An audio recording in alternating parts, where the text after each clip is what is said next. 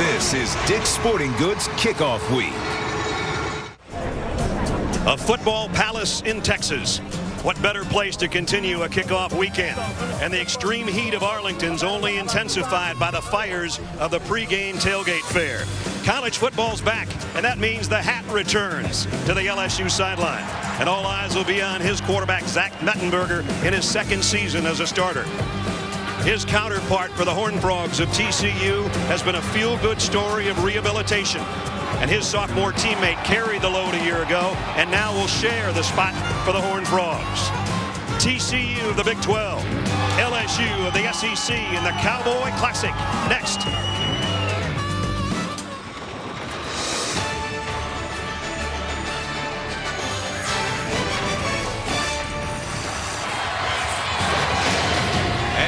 Welcome you to ESPN's College Football Primetime, presented by Hampton Hotels. A sold-out AT&T Stadium in Arlington. Number 12 LSU and the 20th-ranked Horned Frogs of TCU set to square off here on a hot night in Texas. And we welcome you, everybody. Brad Nessler along with Todd Blackledge, LSU and TCU and partner, as the Tigers starting to come out of the huddle right now and out of the locker room. They won 10 games a year ago. For most programs, that's exceptional. For LSU, it's almost a down year. They lost 11 guys to the NFL. The question is now, as they take the field, can they replace those players? Do they have the depth? And can they be a player in not only the conference race, but the national title picture? Well, I think if Mark Twain was here, he'd say something like, the reports of LSU's demise are greatly exaggerated because this team has recruited extremely well the last 4 or 5 years. They've got a lot of talent defensively, just they need experience. And on the other side of the ball, I fully expect Zach Mettenberger and his talented wide receiver group to really take a step up in the passing game this year to go along with that always powerful running game. They're not going anywhere. TCU is ranked 20th. They'd love to pull off an upset against their counterparts from the SEC. Their first foray into the Big 12 was last year. They went 7-6. They won 4 conference games, but they had a lot of pieces missing. They dismissed a lot of kids in the offseason before spring ball, and then 2 main players weren't around for most of the season, but they're back tonight. Well, they played great defense, as they always do under Gary Patterson. They were the best in the Big 12. But offensively, you have to score to win in the Big 12. And it started out pretty good, but they lost Wayman James, their leading rusher, to an injury early in September. And then their quarterback, Casey Paul, who was 15-2 as a starter, was lost for off-the-field issues after 4 games, and it made it tough the rest of the time. Casey Paul, when he's on, can be as good as anybody, not only in this conference, but maybe in the country. And so we'll see him work tonight, and we'll see his young counterpart work as well. They're both going to be captains as they get set to go out for the coin toss. We get set for the Cowboy Classic coming up in minutes from Arlington. ESPN College Football, the 2013 Cowboys Classic, brought to you by Splinter Cell Blacklist. Available now. Docalax, for predictable relief from constipation. Try Docalax laxative tablets. And AT&T. Rethink possible. To protect the lives of millions, I will become what you fear most. I am the Splinter Cell. I will find you, and I will silence you. Tom Clancy's Splinter Cell Blacklist. Stalk, strike, silence. Rated mature.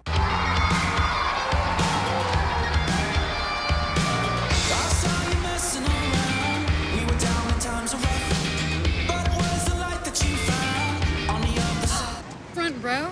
Ugh. Okay, I'm jealous. AT&T introduces the Nokia Lumia 1020. Capture every detail with brilliant zoom at 41 megapixels. Get it only from AT&T with no down payment. Chicken for a buck. Huh. Wendy's Monterey Ranch. Also a buck. Winner. It's back. Wendy's Monterey Ranch Crispy Chicken. Crispy and delicious. Now just 99 cents. Now that's better. There's a lot of purple at AT&T Stadium tonight for the Cowboys Classic. LSU and TCU set to do battle. We talked about Casey Paul. We touched on briefly the problems that he had. As we take you through the timeline, he replaced Andy Dalton as a starter in 2011. And then failed a school drug test, attended a program, wasn't suspended, but then following that he was arrested on a DWI charge, suspended, pled guilty, and placed on probation. At that point, he withdrew from TCU, but he went into a rehab facility, and Gary Patterson let him return to the team, reinstated now, and there you see him on the Horned Frog Day when he's signing autographs. With more on Casey and his situation, here's a third member of our team, Holly Rowe. Holly. Well, for Casey Pahal, this isn't just a football story. This is a life story, trying to get his life back on track. I spoke with his family today, and his father, Stan Pahal, told me that when he dropped his son off at rehab last October, it was one of the hardest days of his life. He said, I cried like a baby to leave my son there. But everyone we've spoken to, from his coaches to his family, say that Casey is a stronger, better person right now. He's communicating better with his coaches. He's more involved with his family. He's in a better place. Now, how might the stress of starting in a Division I football game affect this young man's recovery? Well, the school has put things in place to help him manage that. He also has people from his recovery center that are checking in on him, sponsors in his program that will help him manage this stress. But Casey today, his coach Gary Patterson says if he never wins another football game, he will have won in life. But I bet they all want him to win on the football field tonight because he sure loves playing, and he finally gets to do it again tonight. And Holly, Gary Patterson said the easy thing would be to just dismiss him from the team. The smart thing is to help him get his life on track, so he's got a second chance. Les Miles on the other sideline. 34 wins in the last 3 years. He starts his 9th season roaming the sidelines of Baton Rouge. And in tonight's case, in Arlington, Texas, where his Tigers will take a knee in the end zone on the kickoff. And they'll come out to start at the 25-yard line. Zach Mettenberger. We saw him last year several times, 10-3 as a starter. And there's his numbers from a season ago, Todd. I'll tell you what, I think, again, he's had 5 different offensive coordinators since he left high school. You know, he's bounced around a little bit. Cam Cameron is his new offensive coordinator, has spent the last 10 or 11 years in the NFL. He's brought a real cohesiveness to their offensive system, and he's worked with his fundamentals. I just think he's going to step up in the passing game, and he has 2 outstanding weapons, and Landry and Beckham to throw to. First snap of the game goes to Blue behind the big fullback Copeland, and he takes it out for 4 yards. As we take a look at our impact players, brought to you by Chick-fil-A. We talked about Alfred Blue. He's coming off an injury as well. Was hurt in week 3 against Idaho last year. Todd already mentioned Odell Beckham Jr. Not only a great wide receiver, but a big return guy. Jason Verrett, a preseason All-American, will have his hands full with those wide receivers from LSU from that TCU secondary. Second down at 6. Landry in motion, and now bunches in on the right side, and they'll keep it on the ground. And this time TCU stops him for no gain. Chris Hackett made first contact from the secondary for the Horned Frogs. This defense for TCU is not as big man for man as the guys they're going up against from Baton Rouge, but they are extremely fast and they're very active on defense. They don't give you a standing still target very often. There's a lot of movement, a lot of shifting, and that time Hackett got on the end of the line of scrimmage and came quickly into the backfield. For most of the game, TCU will be in a 4-2-5 defense. So the first third down of the season for the Tigers. Third down at 6.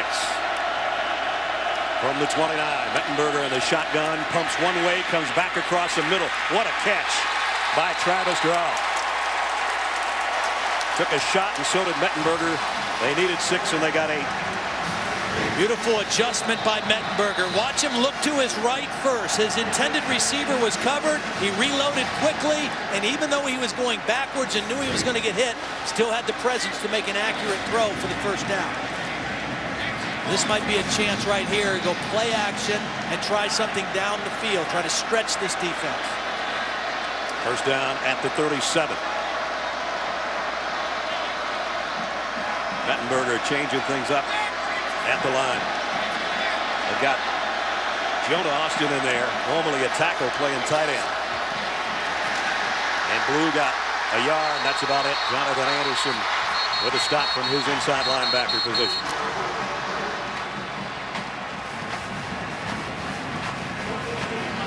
The reason Alfred Blue is in there, again, Jeremy Hill was their starting running back. He has been suspended. He was a little, not sure what it was going to amount to. He's dressed, he's here, he warmed up. But like I've said all week, I would have been shocked if Les Miles would have played him, and that's why Alfred Blue's out there as the starting running back. We'll also see Kenny Hilliard rotating in there. Again, Mettenberger in the shotgun on 2nd down and 9. And Blue slips and falls as he just got across the line of scrimmage. And again, coming back from a knee injury from a year ago, he still ended up with 392 yards on the season rushing last year.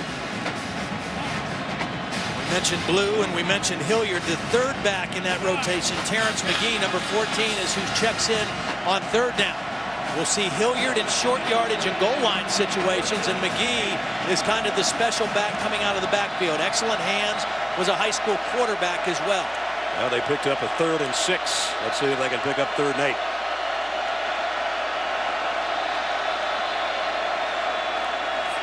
Mettenberger fires this one. What a strike out to the 49. A 1st down to Jarvis Landry.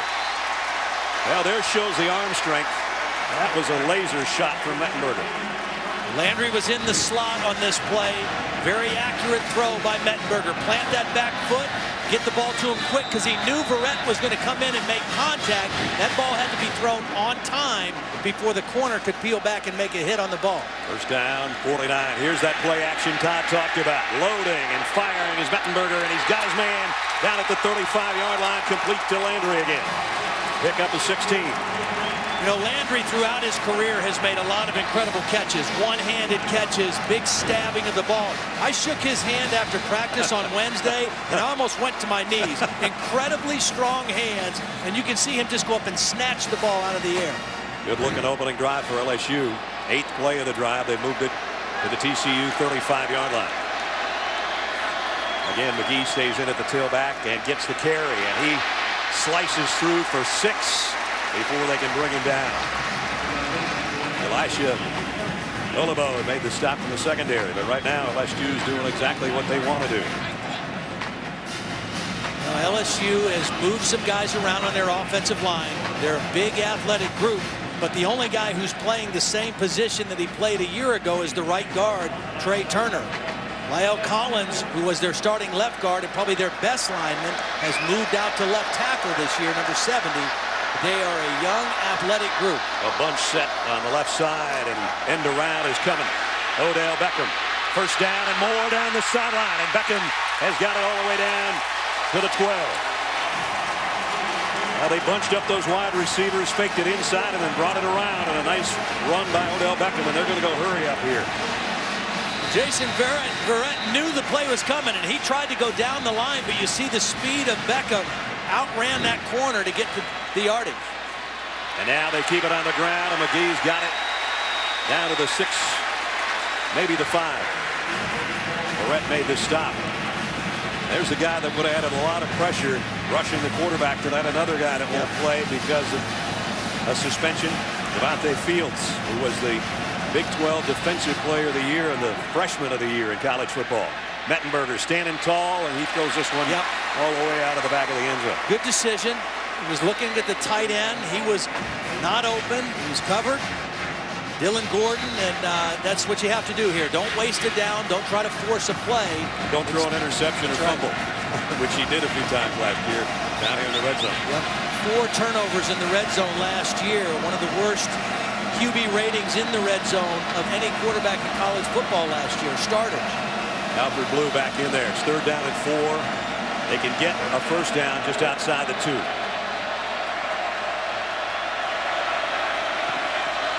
Landry's right here in the slot. He's the guy I'd keep an eye on. Mettenberger looking at him, and now fires the other way, and it's broken up. No flag. A nice play by Kevin White on Deshaun Smith. Got there just when the ball did. The strength of this TCU defense is their 2 inside tackles and their secondary. They've got a lot of veteran guys. That's a really well played play by Kevin White on the football. He gets the right arm around him. You could have maybe made that call, but he gets to the football with his left hand, and LSU will have to settle for the field goal attempt. And this is a guy that's never kicked in competition. He'll try a 23-yarder. Had a great camp, they said, a red shirt from a year ago. Obi Delahousie.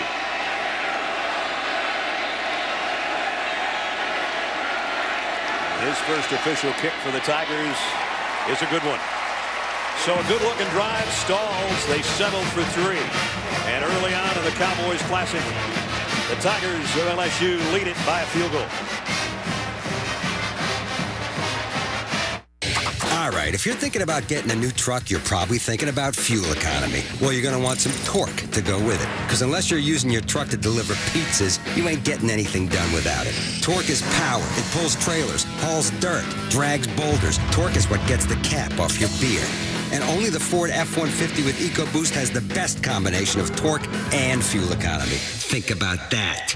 This is the 2013 Ford F-150. Discover Card, how can I help you? Oh, You're real? you know I'm real. At Discover, we're always here to talk. Good. Because I don't have time for machines. Some companies just don't appreciate the power of conversation. You know I like you. I like you, too. At Discover, we treat you like you'd treat you. Get the IT card and talk to a real person. The left lane is a club. If you're unsure if you belong in the club, you do not belong. Apply for membership with Stronger STP Complete Fuel System Cleaner and enjoy the benefits of the left lane. Fighting constipation by eating healthier, drinking plenty of water, but still not getting relief? Try Dulcolax laxative tablets. Dulcolax is comfort-coated for gentle overnight relief. Dulcolax, predictable overnight relief you can count on. Dressing well isn't just about 9 to 5 anymore. So right now at Men's Warehouse, it's buy one, get one free on almost everything in the store. Because today, men are looking just as good off the clock as on. Men's Warehouse.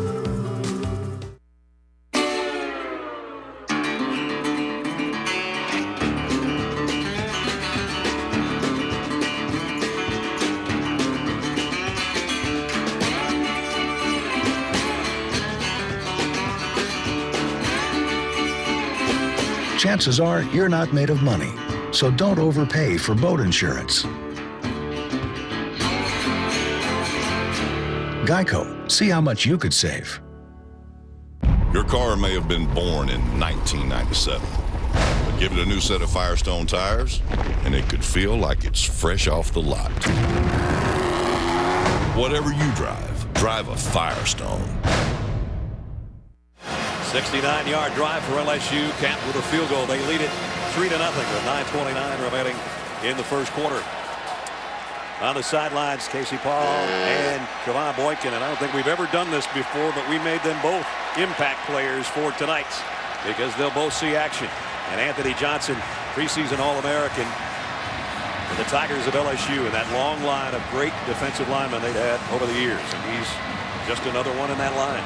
Well, the thing about Paul Hall and Boykin is they have different skill sets. So they both bring something unique and different to the offense whenever they're on the field. And that's a pretty nice luxury to have if you're an offensive coordinator. James Hairston to kick off for LSU. Back deep, Brandon Carter and Wayman James, the starting tailback.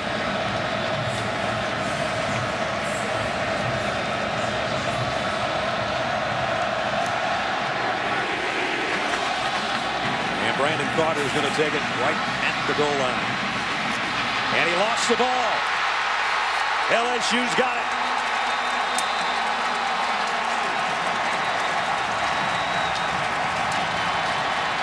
Might be James Wright on the bottom of the pile, but a big early break for the Tigers. Well, this was poor fundamentals by Brandon Carter. He never had that ball tucked away. He was carrying it way too loosely from the minute the return started.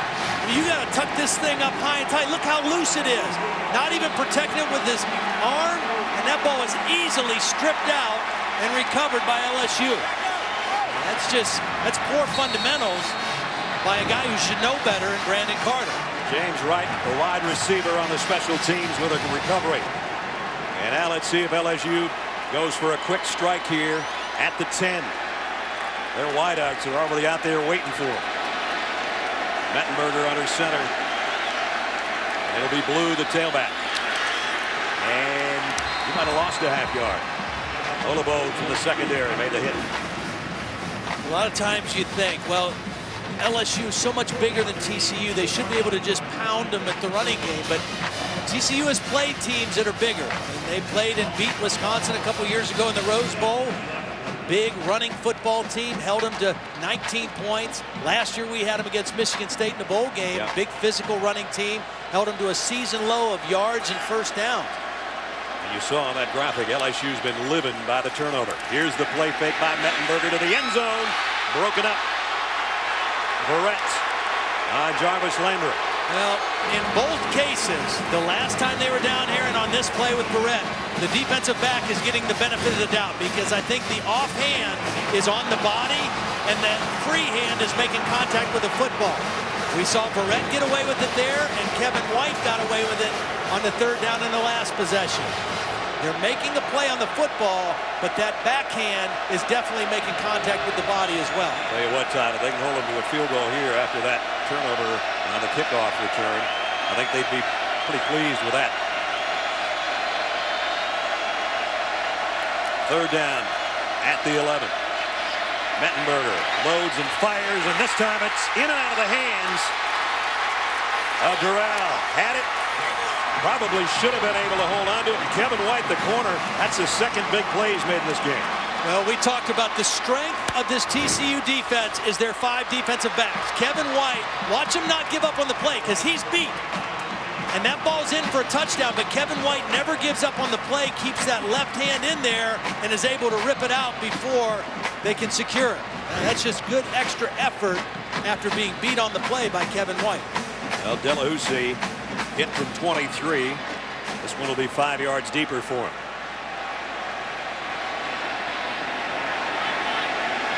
.28-yard field goal attempts. This one is perfect as well. So, Brandon Carter dropped that kickoff return. He won't want that happening again when we return. 6-0 LSU.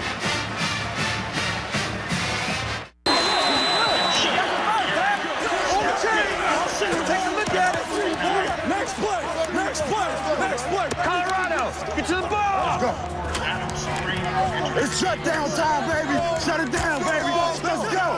Inches, baby. Inches. We already know. Short. Bring it up. Here you go. We're good. And we're going to go trade down 56 smash. Hey, let's go.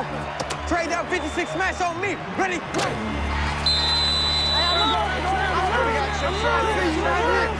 Right here, right here. Right here, man. Right here. I don't want it. Let's see. Watch that back. Single back. Single back. Rick, hey! Rick! Go! Falcon! Easy, Denver! You know I'm coming. Easy, Denver! You know I'm coming.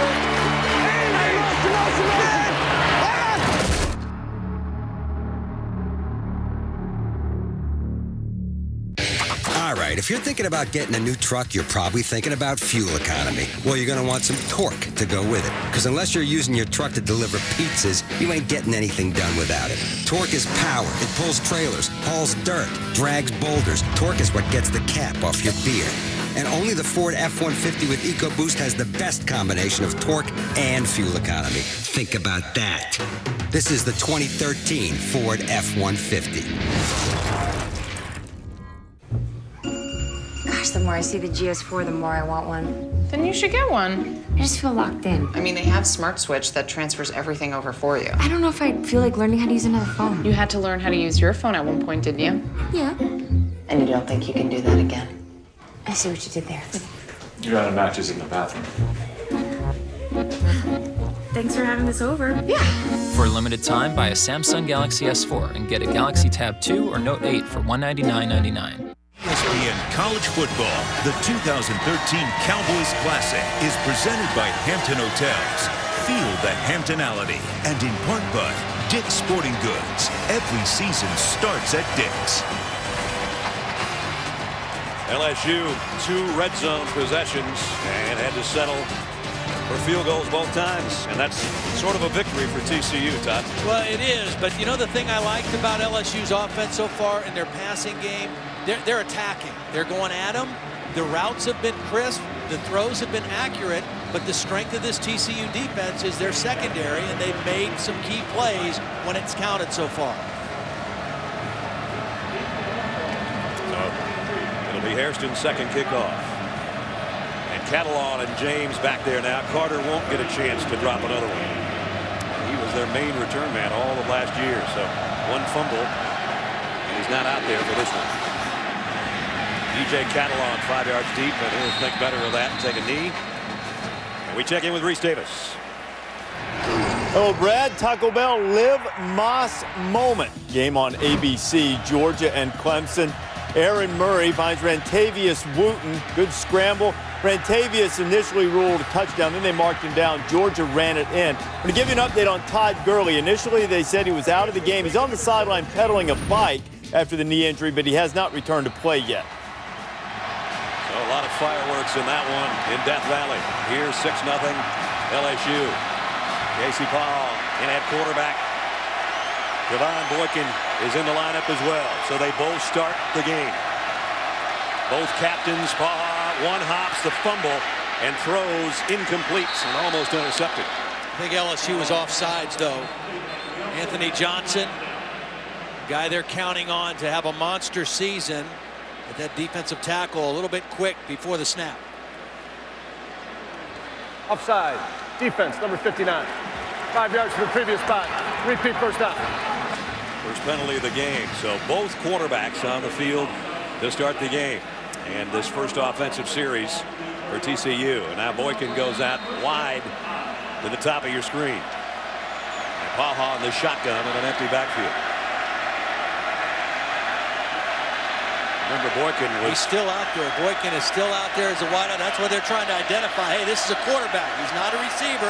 Be alert for any trick plays. Remember, they were trying to groom him to be a running back before Paha was out of the lineup last year. He became a quarterback in a quick hurry. That one was fired and knocked down by Jalen Collins.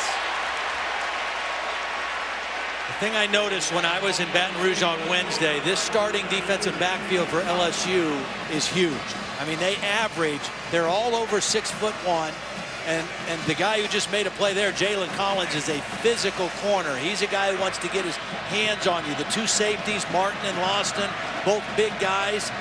Jalen Mills is not quite as big, but he's still over 6 feet tall. It's a big physical secondary working for LSU tonight. 4 wideouts. One of them's not Boykin. He's out of the lineup right now. Went to the sideline, and James behind Paha in a pistol set. Casey on play action completes it. It's a first down out to the 39-yard line to David Porter. 9-yard pickup. TCU going to go with a little tempo, no huddle, try to keep the same personnel on the field for LSU.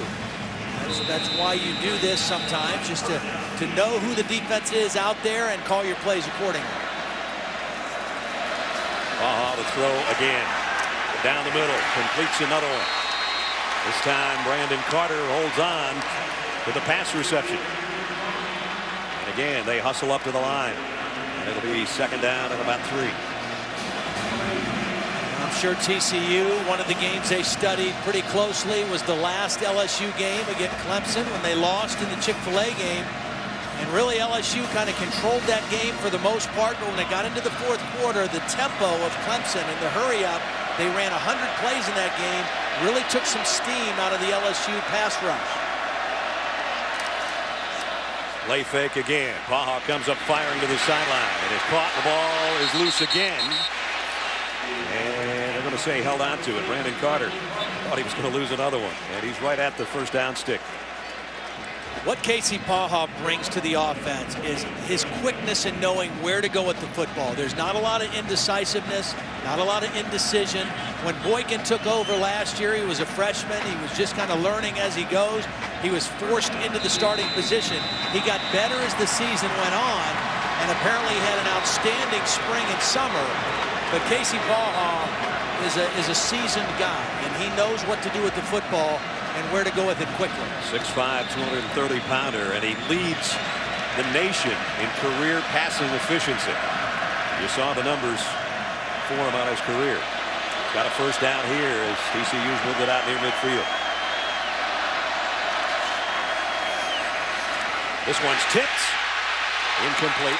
Wow, if Craig Loston would have had his eyes on the football, he might have picked that one off and run for the touchdown. The ball was tipped up in the air by Jordan Allen, and Loston was just going for contact. Watch the ball get tipped, and if Loston has his eyes on the football, he might catch this and run for a touchdown instead of just going for a big hit.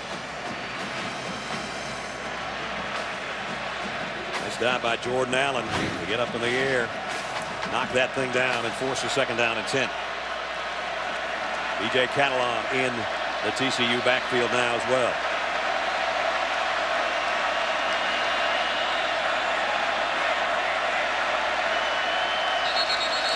And now whistles. And a timeout was taken, I think, by Gary Patterson. Before the snap, TCU. Their first time. Looked a little bit confused right there, and so they'll straighten it out on the sideline with a little over 6.5 remaining first quarter, and LSU up by 6. Please adjust the game clock.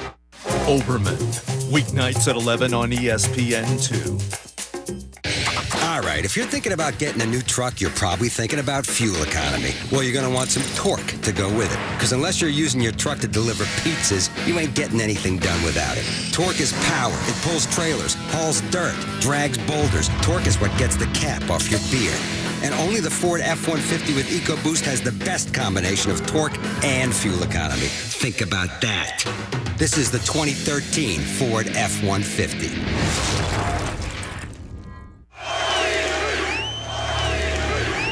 There's no doubt I'm playing week 1. We're going to put an offense on the field that's going to score points. Monday night means the whole world's watching. It's our night, and it's our division. It's our job to go win it. Monday Night Football. Eagles-Redskins at 6:55. Then Texans-Chargers, September 9th on ESPN. It all comes down to Monday night.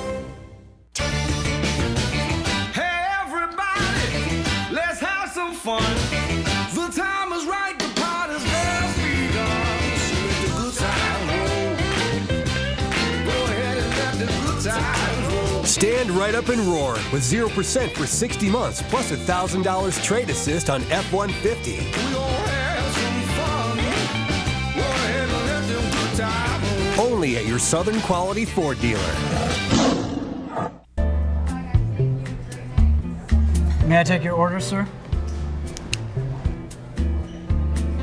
Yeah, I'll have the bruschetta, the classic Caesar, and the roasted Falcon. Excellent choice. It's the Fan Plastic Sweepstakes.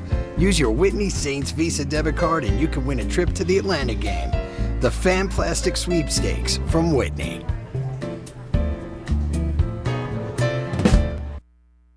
Sporting Goods kickoff weekend continues Monday night from Heinz Field. Paul Crest and the Panthers make their ACC debut against Jimbo Fisher's talented Seminoles. Number 11 Florida State and Pitt. Monday night 8 Eastern on ESPN. Everybody anxious to see Jameis Winston, the new starting quarterback in Florida State. Supposed to be a very exciting guy, and they got a lot of talent around him, that's for sure. Here's the first running play of the ball game for TCU, and it's a good one. Down inside the 45 goes Wayman James. We talked about the return of James. Not only is he an excellent player, he is a real leader and a vocal leader. Now, Paha has become a better leader since he's come back, but Wayman James, even when he was hurt, was always one of their best leaders. And he has got a low center of gravity, and he would be like tackling a bowling ball, I think. When you see him, he is short, stocky, and strong. He goes out. B.J. Catalon comes in to take his spot. Catalon's the guy that carried the load when James was hurt last year. Paha's got an opening to run, and he's going to take it. And he shows his wheels with a first down run. A big guy, but he can move 13 yards.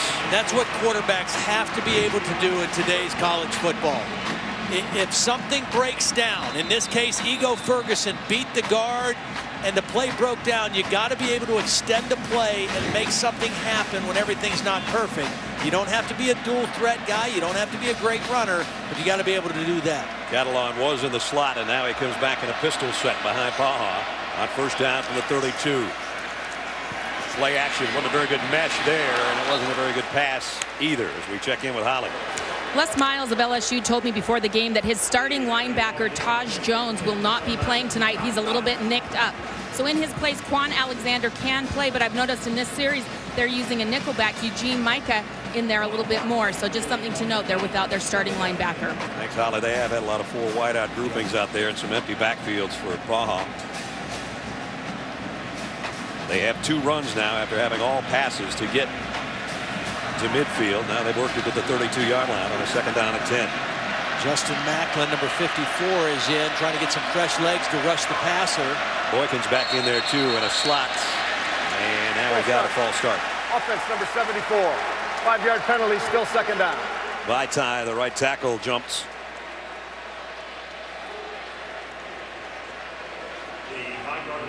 And so that takes him back to a second down at 15.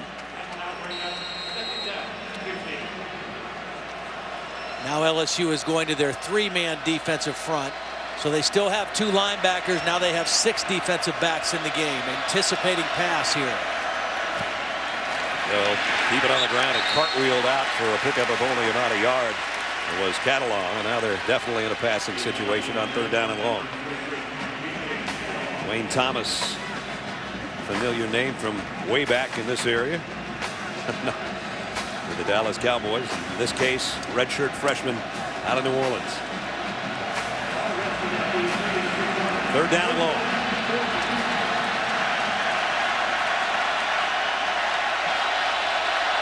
Empty backfield again for Casey Paha. And they're going to throw a middle screen, and they got it complete to Carter, and he's got some room down the sideline. 1st down and more. Brandon Carter all the way to the 11. Pickup of 25. Well, the guy who got the key block on this play was Boykin. The quarterback turned wide receiver. Watch him stay on the block and seal the corner for his receiver, Carter. From the 11, and Paha tucks one in there to Catalan at about the 7 or 8 yard line. Well, we mentioned some of the problems that LSU and Zach Mettenberger had in the red zone last year. TCU had their problems last year. They were 103rd in the FBS in scoring when they get into the red zone. Only 67.5% of the time did they come away with points. Now, Paha only played the first 4 games. He's in there right now. Let's see if they can capitalize with a touchdown. In those first 4 games, he was pretty sensational, though.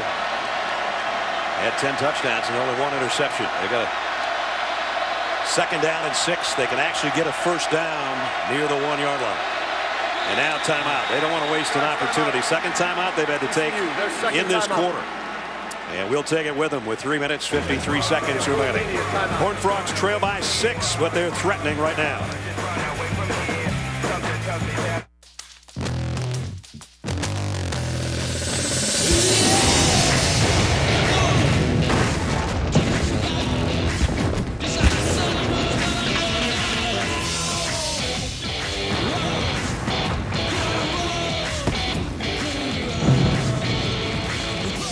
Ultra rugged phones from Sprint. Buy one, get 4 free and $150 credit when you switch your business line to Sprint, the pioneers in push-to-talk.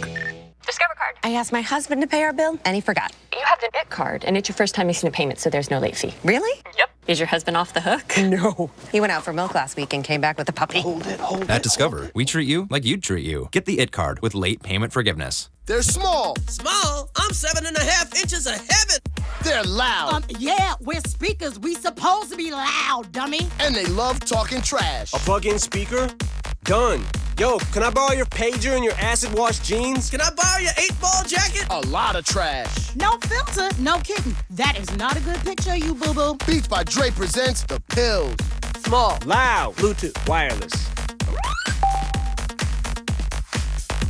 They're coming. Olive Garden's never-ending pasta bowl is back. Unlimited breadsticks and salad, plus never-ending combinations of pasta and sauce, just $9.99. And even unlimited meatballs, sausage, or chicken for $2.99. It's all unlimited when you go Olive Garden. Upon playing Madden for the first time, Darian Foster and Marshawn Lynch Sr. realize if they raise sons to be elite NFL running backs, they can use them to school each other in Madden. You don't scratch my car! A unique conditioning program becomes the crux of their training. No pain, no man! Today, the sons have become the offensive threats of their father's dreams. He might have learned that from my son. He ain't learned nothing from your son. A season 25 years in the making. Madden NFL 25. Rated E for everyone. EA Sports. It's in the game. Official game console of the NFL. Holly talked in the pregame about Casey Paha's mom and dad. There they are. Mom wearing her son's number on her sleeve, and now we'll see what he can do with a 2nd down at the 7-yard line, having taken a timeout. Again, 12th play of the drive, and they don't want to have to settle for a field goal like LSU has on their 2 drives. A lot of quick throws. The ball's not in the hand. Now, Boykin is in the game now, so he's a dual threat guy. So you have to be prepared for quarterback run here as well. In this case, Baha wide out, and Boykin scrambling, almost lost his balance. LSU's defense is too quick for that. Yeah, no dancing. You can't dance against this defense. And especially that guy. Down to 295, and he's that much quicker. And that's Anthony Johnson, the captain of the defense. A guy that actually wasn't a starter in several games last year, but he had to play behind guys like Michael Brockers and Benny Logan, and you go down the list. You know, those guys are all playing in the NFL. You know, I'm not opposed to playing Boykin and giving both quarterbacks opportunities, but I don't get why you do it there. You've got momentum. You've got a great drive going with Baha. Now you get a negative play and put it into a difficult 3rd down. Baha to throw. Short of the 1st down, but battling to get within a couple yards of it. P.J. Catalan, who got 7. But now they got a 4th down and a long 2, maybe more than that. Gary Patterson right now is trying to find out exactly where that yard line is. You have to kick the ball. I mean, there's no decision here. I mean, Gary Patterson being a defensive guy, he knows how good this LSU defense is. You got to get points anytime you get in this part of the field. That brings out a guy that was a pretty good kicker as a freshman last year. Jaden Obercrone. Here's what he did a season ago. They've got 2 guys that were freshmen, a punter and kicker last year. More experience now, and this should be easy from 21 yards out. And it is. So both teams have gotten deep in the other's territory and to settle for 3. With 2:14 remaining in the 1st quarter, we got good news. We got a good game, and we also have Taste of the Town with Todd Blackledge returning.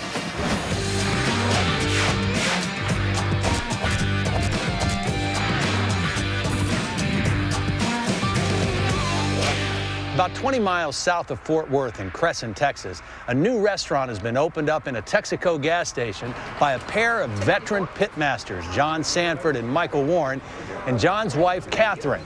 It's called Barbecue on the Brazos, and people are coming from all over the state to eat here.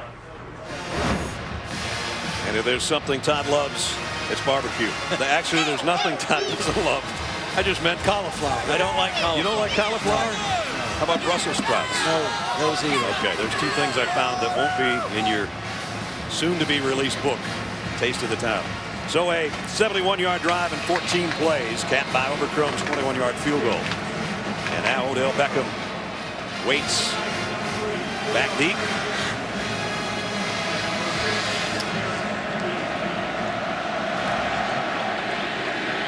And Beckham will stand under this 4 yards deep, and he's bringing it. Odell Beckham weaves his way out to the 20, maybe the 21, and that's about it. So let's see what Todd did have to eat on Friday. The popularity of this place is soaring because of the variety of incredible smoked meats and homemade sides. Now, for me today, it's the Texas Trinity of brisket, ribs, sausage, and then a special treat from John, burnt ends, my favorite. I've got Catherine's cornbread salad and Mike's slaw. Time to get my taste on.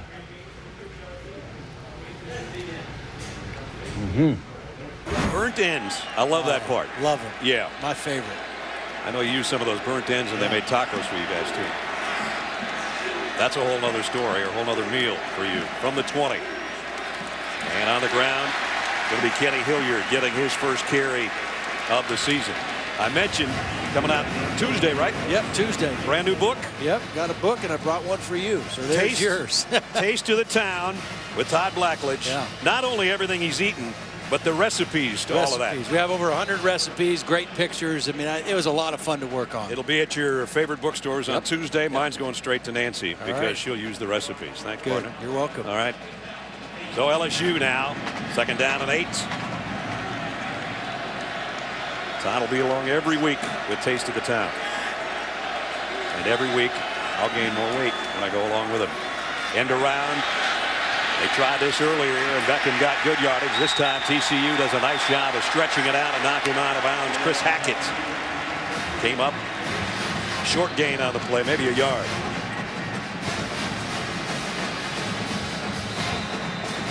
TCU, rangy defense. They can really run. And they're so in sync.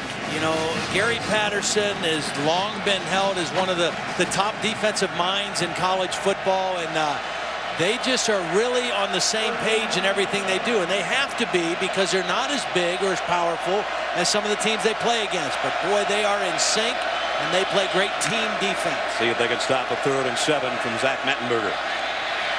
Fires down the middle, wide open this time is Odell Beckham, and he's on the run. And he's got a blocker in front, brought down as he got to the 49-yard line by Olabode, but it's a 26-yard pickup on 3rd down. Well, these two guys, Landry and Beckham, this is the first time that they've had their top 2 receivers back since 2006, and they've had outstanding summer camps, and they've been much more consistent catching the football. I mean, there was never any question about the talent of either one of these guys, but a little bit of consistency with route running, with catching the football. But they have been outstanding in camp, and both of them off to a good start tonight. There's the numbers last season for Odell Beckham Jr. First down, a yard shy of midfield. Play action. Mettenberger wants a big one here. Long ball. Beckham's out there. Got him to the 6-yard line. Great read by Zach Mettenberger. It was a double post, and Landry drew double coverage. He had his choice of either the inside post or the outside. I thought he was going to underthrow this a little bit, but Beckham did a good job of reaching out for the football before Kevin White could get in there and strip it. So in the final play of the first quarter, the long ball, the hookup from Mettenberger to Odell Beckham, has LSU looking at a 1st and goal when we start the second quarter. End to 1. Tigers by 3.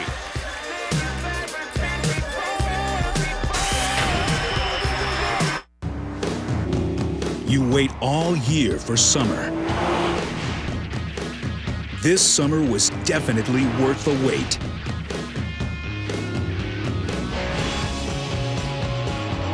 Summer's best event from Cadillac. Let summer try and pass you by. Lease this all-new Cadillac ATS for around $299 per month, or purchase for 0% APR for 60 months. The best offers of the model year end September 3rd. How much is a man's life worth? Me, I'm worth $20 million. I'm a good guy, but I got all the best hitmen ready to kill me and my whole family. We move around a lot. I'm sick of being in witness protection. That's the spirit. They're just somewhere fine there. The only thing more dangerous than being in the mob is getting out. How's your day? Fine. The Family. Rated R. Winning a championship takes hard work, dedication, and commitment. Professional and world-class athletes use Advocare products. Why? Because they work. Scientifically formulated, independently tested, and proven to give us the results that we're looking for, to play at a championship level. Are you looking for results? Advocare. Use it. The pros do. Basketball! Check out Young Threads, eternal innovator, fine fashion. We see you with the KD6 t-shirt. How's that juice cleanse going, man? Well, if it isn't Mr. Don Juan, have a picnic by the pond. I see those socks, Playboy. Last but not least, you know him. It's Kevin. That's it? That's my first name. Yeah, Kevin Durant. Makes no sense, man. Kevin is leaving the park. Kevin!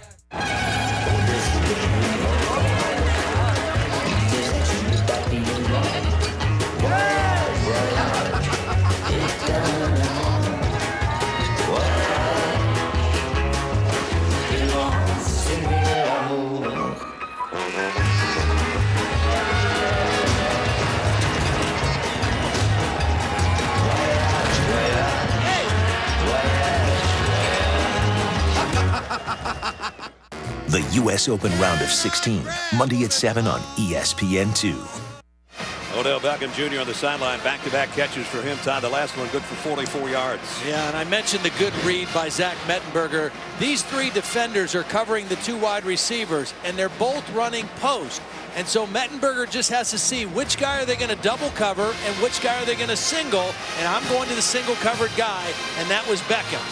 Beautiful throw out in front of him. Went to the right read, and Beckham made the payoff at the other end. So LSU's got it 1st and goal to open the second quarter, leading by 3 with the ball just outside the 7-yard line. Now they've got their big set in there with Kenny Hilliard, the tailback, in the eye. And he gets the carry. Only got about 1.5 yards. Eric Kindred came in low, knocked him off his feet. LSU's going to stay. I thought they were going to stay right at the line and run a play, but they are going to huddle. Football is a game of leverage, and the low guy usually wins. And that happens out in the field. It happens down in the red zone. That time, you got big offensive linemen, big tight ends, and Kindred was a little defensive back, just slid right underneath the blockers and made the play in the backfield. And flags fly in before the snap. Offense number 56. 5-yard penalty, still second down. This one's going to be on Trey Turner, the right guard. They're going the wrong way right now. And now Beckham and Kayron Boone and the wide receiver core come back in, and the big set comes out, including the fullback and the tight end. Well, even though LSU has the lead here and has pretty decent control in the game, tell you what, it's frustrating to get down this far 3 times in the game and not have a touchdown to show for it. I mean, this is an important situation, I think, for Zach Mettenberger in this offense. Second down and goal. He gives it off to Alfred Blue on an inside handoff. Flags are down as Blue got all the way to the end zone. Or very close, but again, a penalty marker at the line of scrimmage. Yeah, I think it was offsides on TCU, and it was a good job by LSU not giving up on the play. Even though they felt the penetration by Matt Anderson, they went ahead and blocked the play, and Alfred Blue almost got it all the way into the end zone. And now the big guys come back out. 2 tight ends, including Jonah Austin, normally a tackle, and also one of the biggest fullbacks in college football, and J.C. Copeland, because they've got it right down at the 1-yard line now. Offside, defense number 91. The penalties decline. 3rd down. Matt Anderson, the guy that's starting in front of Devontae Fields, who isn't playing tonight. Is under further review. And now the play is under further review, although LSU is lining up to get ready to snap it. Well, the only thing they could be reviewing is to see if it's a touchdown. Right. You know, I said Blue got close. I don't know how close it was. I think the ball might have gotten there, but his knee might have touched first. Keeps his balance right there with a hand. It looks like, wow, that's close. Another look at Alfred Blue in traffic, puts his hand down there. His right knee touches. Boy, great effort by Blue, though. Hard running, good ball security, and then at the last minute, going ahead and trying to reach for that goal line. Hard-nosed run. 6'2", 222-pounder out of Butte, Louisiana. Here's a call. After further review, the ruling of the runner down at the 1-yard line short of the goal line is confirmed. As a result, it'll be 3rd down, goal to go at the 1-yard line.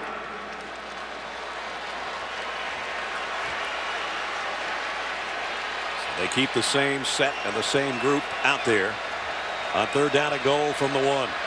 Again, LSU trying to finally cash in the end zone after 2 unsuccessful trips to the red zone. Leverage. Who can stay low? Copeland, the fullback, and he's in. The big fella for the touchdown. 270 pounds of fullback with a little sugar.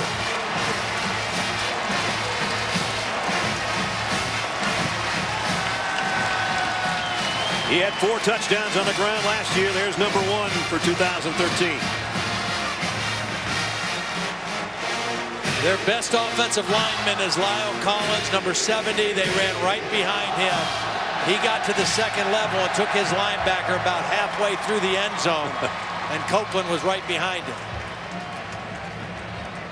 Delahousie in for the point after. We got our first touchdown in Arlington tonight.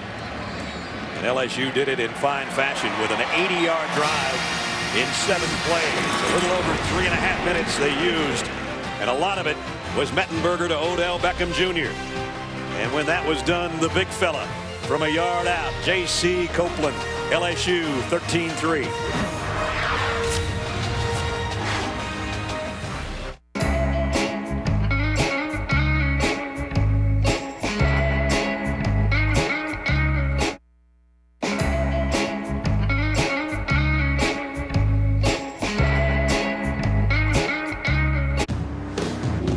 You wait all year for summer. This summer was definitely worth the wait.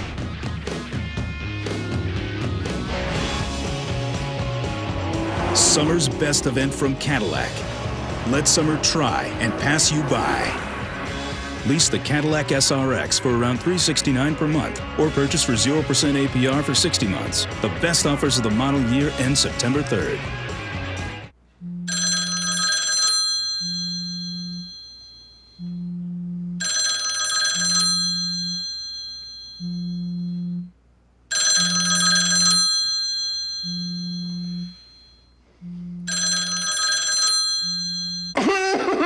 Hello?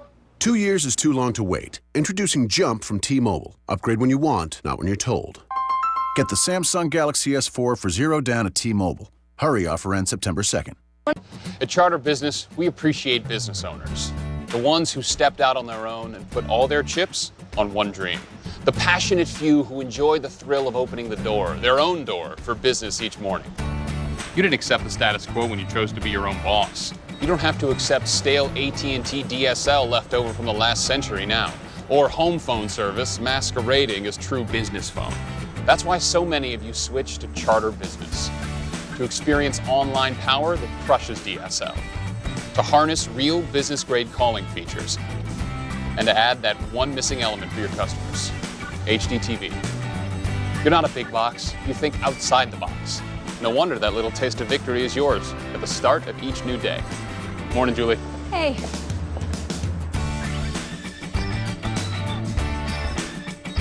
Do it your way. Get the fastest business internet for the price. It's time to make your move. Switch to Charter Business today. I love fullbacks getting the football. 13-3. They had some big chunks with a passing game, and then this short chunk, Todd. Well, he ran right behind their best lineman. Watch the block by Lyle Collins. When he did that, all Copeland did was just get right in behind him. He takes his man, the linebacker Jonathan Anderson, drives him right back into the end zone. And that opened up the initial hole for Copeland. And you got to throw those fullbacks a bone every now and then. If you want them to block for tailbacks, give them the ball down there around the goal line. Let them get a little bit of that touchdown. We mentioned they had 4 of them last year. A 1-yard plunge has given LSU a 10-point lead. James Hairston to kick. Wayman James and DJ Catalan. What do you think the average yard per touchdown run for him was? Probably a yard and a half right in there.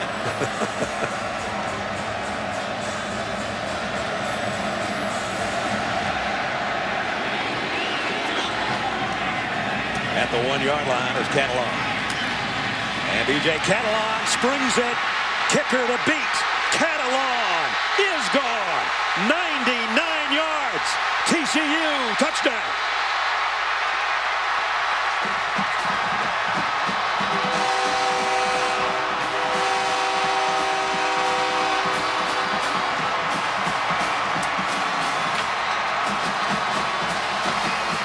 That's the way you get right back in the football game.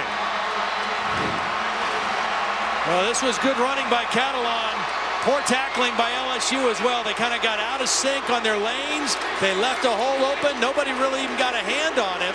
And Catalan, some good running here at the end, anticipating somebody might be closing, crossing the field, and TCU right back where they want to be. They're officially going to call it coast to coast. 100-yard kickoff return for the touchdown.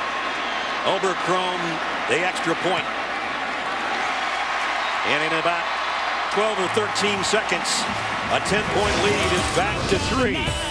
B.J. Catalan, the sophomore out of Houston, Texas, on his way.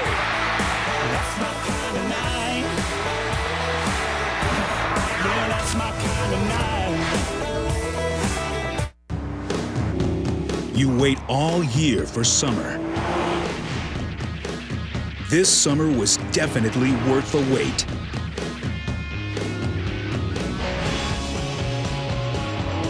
Summer's best event from Cadillac. Let summer try and pass you by. Lease this all-new Cadillac ATS for around $299 per month, or purchase for 0% APR for 60 months. The best offers of the model year end September 3rd. You don't deserve this car. A car is a privilege. Respect it. I'm your son. And as you well know, I can barely focus on one thing at a time. So between mowing the lawn and football, I choose football.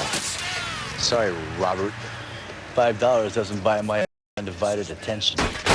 And if you've got cut rate insurance, you might end up with a financial buzz cut. So get Allstate. You can save money and be better protected from mayhem. Like me. Mayhem is everywhere, so get an Allstate agent. Are you in good hands? Goodyear, a standard of performance, decades in the making. With all-season control, trusted by experts. Push to the limits here to help you on the road with superior responsiveness. Because everything we learn setting a higher standard inspires what we roll into the new Eagle Sport all season. Goodyear, more driven. To protect the lives of millions, I will become what you fear most. I am the Splinter Cell. I will find you, and I will silence you. Tom Clancy's Splinter Cell Blacklist. Stalk, strike, silence. Rated mature. ESPN College Football, the 2013 Cowboys Classic, brought to you by Chevrolet. Find new roads. And Allstate Insurance, proud supporters of college football. Are you in good hands? Good game at the Cowboys Classic. B.J. Catalon just took it. Goal to goal. 100-yard kickoff return for a touchdown. So in a matter of 15 seconds, back to a 3-point game. Actually, TCU's officially only had one possession, and they got a field goal out of that. That's not considered a possession. Here, LSU's going to have the ball for the fourth time here in the first half. They've got a dangerous kick returner as well. And Odell Beckham. He is going to bring this one from about 6 yards deep. Odell Beckham, flags are down. He works his way out across the 30 and close to the 35. And I think it's all coming back.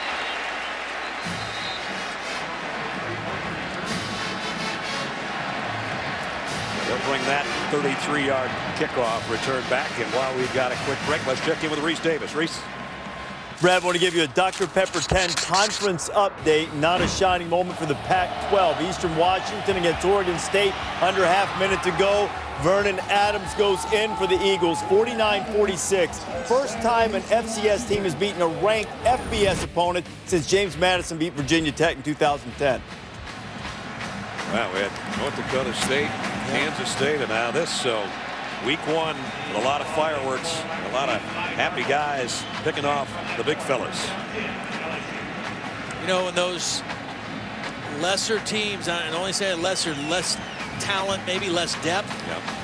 That first game is the game they can catch you, you know, because they're not worn down as the season goes on. They're as fresh as they can possibly be. They've had a lot of time to prepare, new wrinkles, new things to try. That's why those first games can be so tricky for people. So LSU was going to set up shop way out around the 35-yard line. Instead, they're inside the 5 here due to the penalty. Kenny Hilliard in there at tailback, but it's going to be the fullback Copeland who scored on his last carry. This time he might have gotten a yard out of it. Davion Pearson, 300-pounder out of Oklahoma City. And his defensive tackle spot made the stop. These two guys on the inside for TCU are pretty stout as well. They're both 300-pounders. Pearson, sophomore out of Oklahoma City. Chucky Hunter is a junior. Number 96, one of 3 defensive linemen on this team from West Monroe, Louisiana, of all places. Home of the Duck Dynasty guys. You love that show. Our family, my boy's favorite show now. Some of the LSU guys growing the beards. I think they could join those fellas. Timeout taken by LSU. LSU, their first timeout. So they'll take their first time out with 12:31 remaining in the first half. They'll have a 2nd down and 9 for the Tigers deep in their own territory when we come back. Pretty snazzy phone you got there. Oh yeah, it's the new GS4. I had this one about 4 years now. Wow, yeah. That is vintage. 3-button doesn't work, but other than that, she's a trooper. Right. I like to keep it simple. Well, if you want it simple, this has an easy mode. It puts only the things you use on your home screen. Makes your contacts easy to get to. I like it. Got a birthday coming up, you know? Yeah, I'll get right on that. Act quickly. For a limited time, all Galaxy phones and tablets are 0 down at activation, including the Galaxy S4 at T-Mobile. I didn't know pink and silver looks good on you.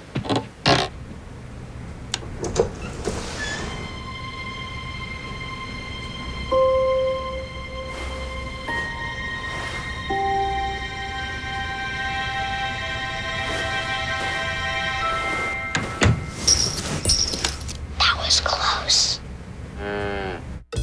Try our tasty chicken minis for breakfast.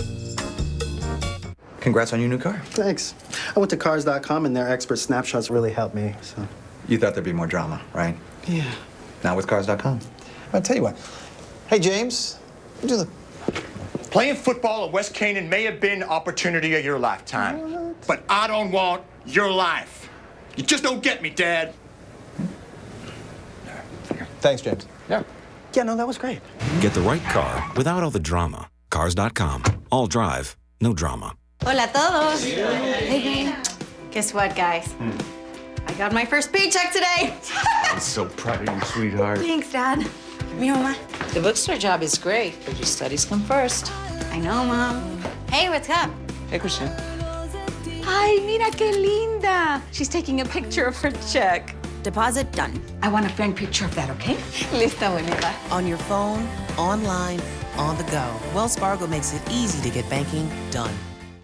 Oberman, weeknights at 11 on ESPN2.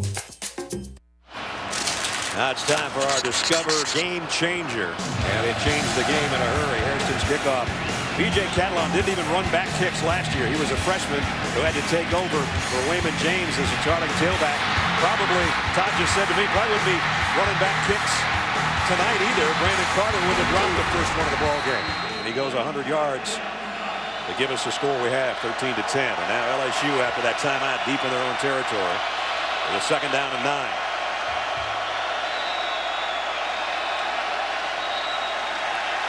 And again, flags fly.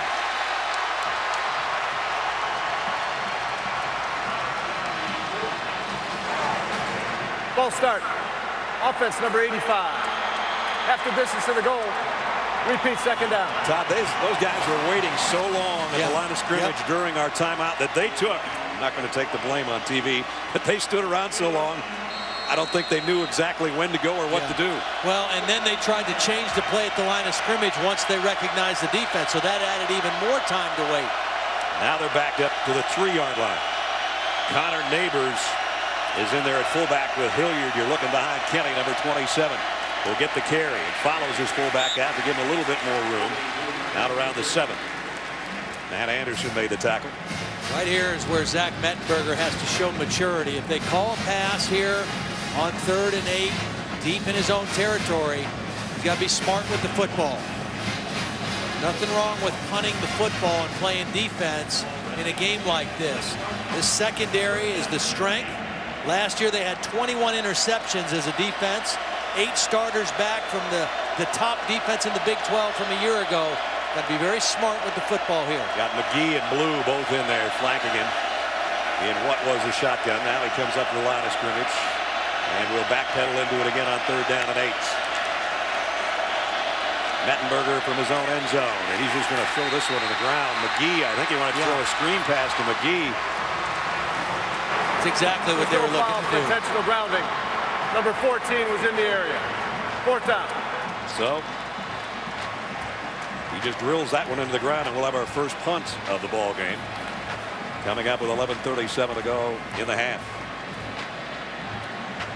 Jamie Keene really only started 1 game last year as a punter, and that was in the Chick-fil-A bowl game. Brandon Carter, who dropped a kickoff return earlier, is back as the punt return man. High kick, a dandy. Carter has a fair catch and takes it cleanly. But good field position for TCU. 48-yard punt, no return. When we return, the Horned Frogs down 3. Will have it at their own 45-yard line. Quitting football maybe is not so hard, but quitting the team would be the one thing that I couldn't do. Get out! Get on the ground! That's it! If you want to play patty cake, you can go back home. Kick your feet out! Holy sugar! What is wrong with y'all? You think this is a game? It's not a game. I know how this thing works. You don't, but you're soon going to figure it out.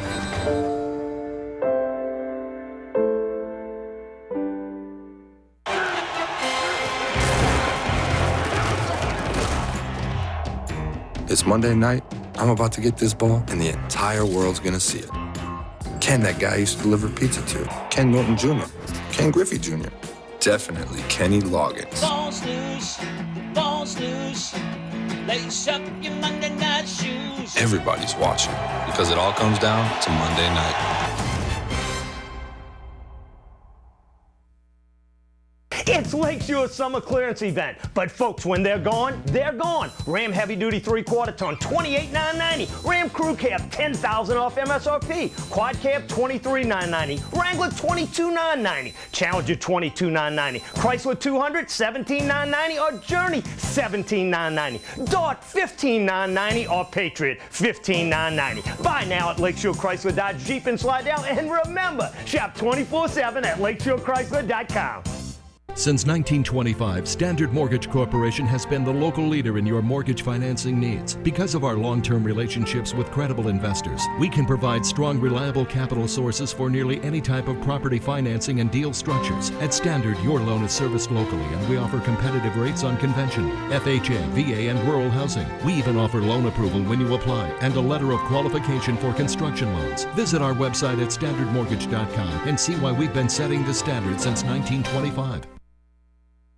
With only 2 races left until the chase for the Cup, Jimmy Johnson looking to maintain his lead on the field as the competition heats up. Atlanta Motor Speedway, NASCAR Sprint Cup Series in Atlanta tomorrow, 7 o'clock on ESPN, and you can also see it live on Watch ESPN. There's the leaders. Not like there's nothing going on in Atlanta. At the Chick-fil-A Kickoff Classic, Virginia Tech and Alabama, the Braves were playing. They got Atlanta Motor Speedways filled up. Dragon Con is going on in downtown Atlanta. I'm glad I'm not driving around downtown Atlanta tonight. Flags down and a false start. False start. Offense number 87. 5-yard penalty, still first down. So each team has had a false start coming out of a timeout. Well, for TCU's offense, I mean, it must have felt like halftime, you know, as long as they were on the sideline waiting to come out and play. Please adjust the game clock to 11:32. The one thing we haven't seen TCU do yet is try to throw a ball vertically down the field. It's been a lot of short stuff, a lot of dink and dunk, mixing in a few runs.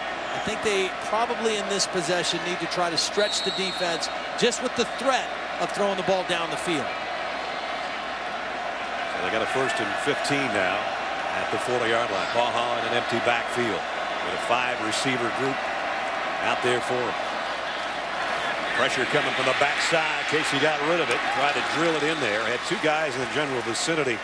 Brandon Carter was there, and so was Wayman James as we check in with Holly. Well, as we mentioned before, Casey Pahal was in rehab for 4 months, and during that time he didn't pick up a football throw at once. The coaches told us that when he did come back to the team and start throwing it around, he was very rusty. His arm strength, his overall conditioning, he's really had to work to get that back. But Todd, you mentioned they're not going deep too much. We'll wonder just how much trust they have in his deep ball right now. He's got a 2nd down at 15 to work with, and he'll be putting this one up as well, unless the tailback joins him, and B.J. Catalon does in the backfield. And he'll get the carry, weaving his way, and here goes Catalon. Boy, almost had the same look as his kickoff return until Jordan Allen tracked him down. Pick up a 7, though, and that makes this next play a little more manageable. Well, Holly mentioned the rustiness with Paul Hall. The other issue for this TCU pass offense is receivers. They haven't really had a guy emerge as the go-to guy. Josh Boyce had 66 catches last year. The next closest is Brandon Carter with 36.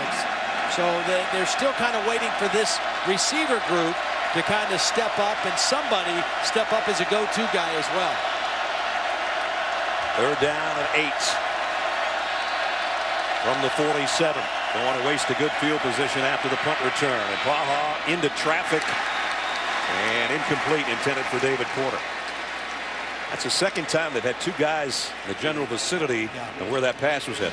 And the feel that I get right now from the LSU defense, secondary-wise, is I think John Chavis said, look, I don't think, and we don't think they have guys that can run by us, so let's clamp down. Let's get a little bit tighter. Let's get our hands on them, and let's make Casey Paha throw really accurately into small windows against man coverage, and that time they got the stop. Here's Ethan Perry's first punt of the night. Odell Beckham is back deep. High kick. Beckham's already called for the fair catch and takes it at about the 14-yard line. That's where TCU will have it down 3 with 10:27 remaining in the half. Time for our Aflac trivia question. Only 3 teams in NCAA history have led the nation in total defense for 3 consecutive seasons. Who are they? Well, you know, we usually have one of the teams that we're watching play be involved, so we'll give you a second. 2 of them might be obvious. One of them is you got to really know your stuff. I would have had to look that one up at the meeting this morning. LSU first down. Mettenberger loads off play action and zips it down the middle to Jarvis Landry. And Landry's got a first down. Pickup of about 14. Boy, when Zach sets that back foot, he can really rip it. And I like what I'm seeing out of the LSU passing game so far in this game. They just look like everything looks a little tighter, a little crisper. The route running's better. The catching is more consistent. And again, I think this is a situation where not only Mettenberger, but Beckham and Landry have a chance to really step up. And then the third guy would be Boone as that inside slot guy. Mettenberger 118 yards throwing so far. This one deep sideline and miscommunicates with his receiver Odell Beckham. As we check in with Reese Davis. Reese. Brad, SportsCenter right now is brought to you by Ally Bank.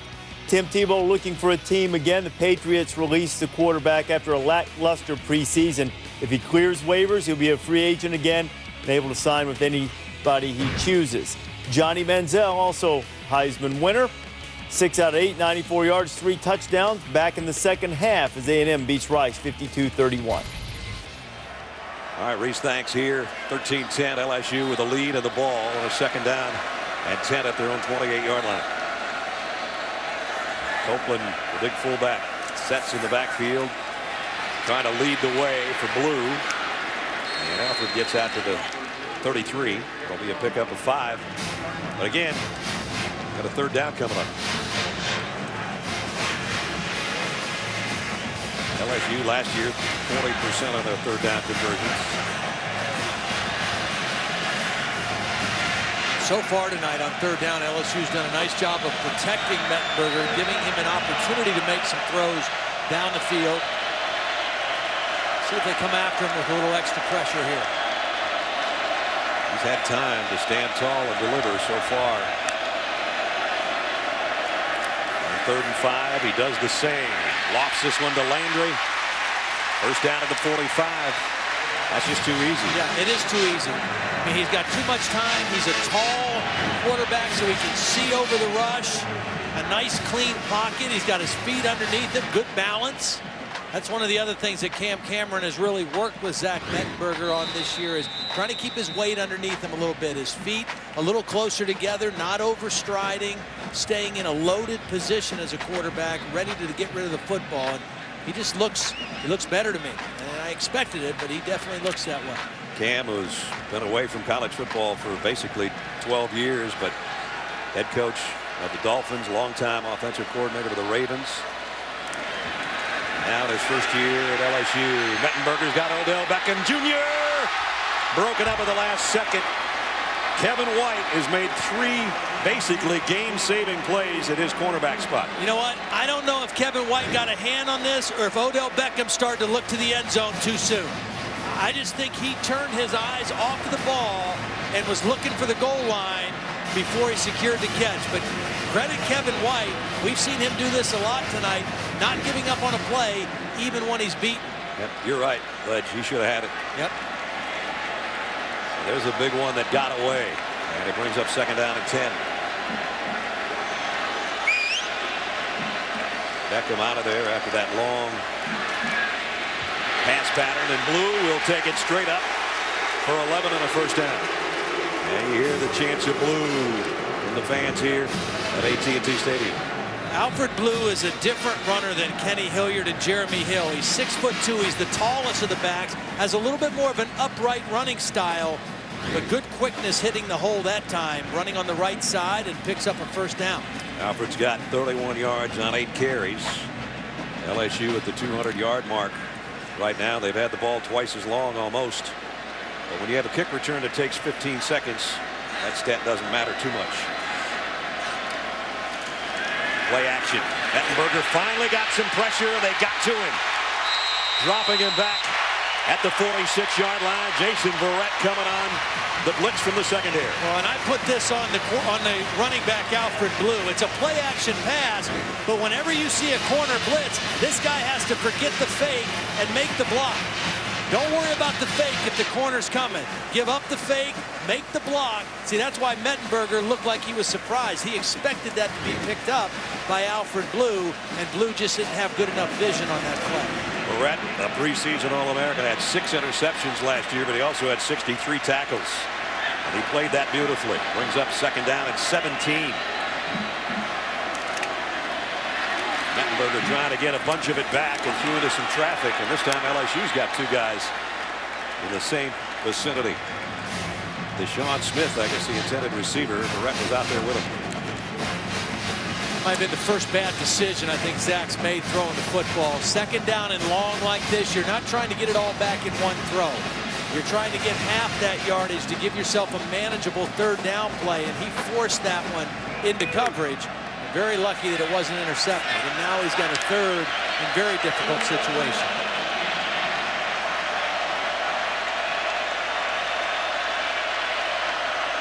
Third and 17.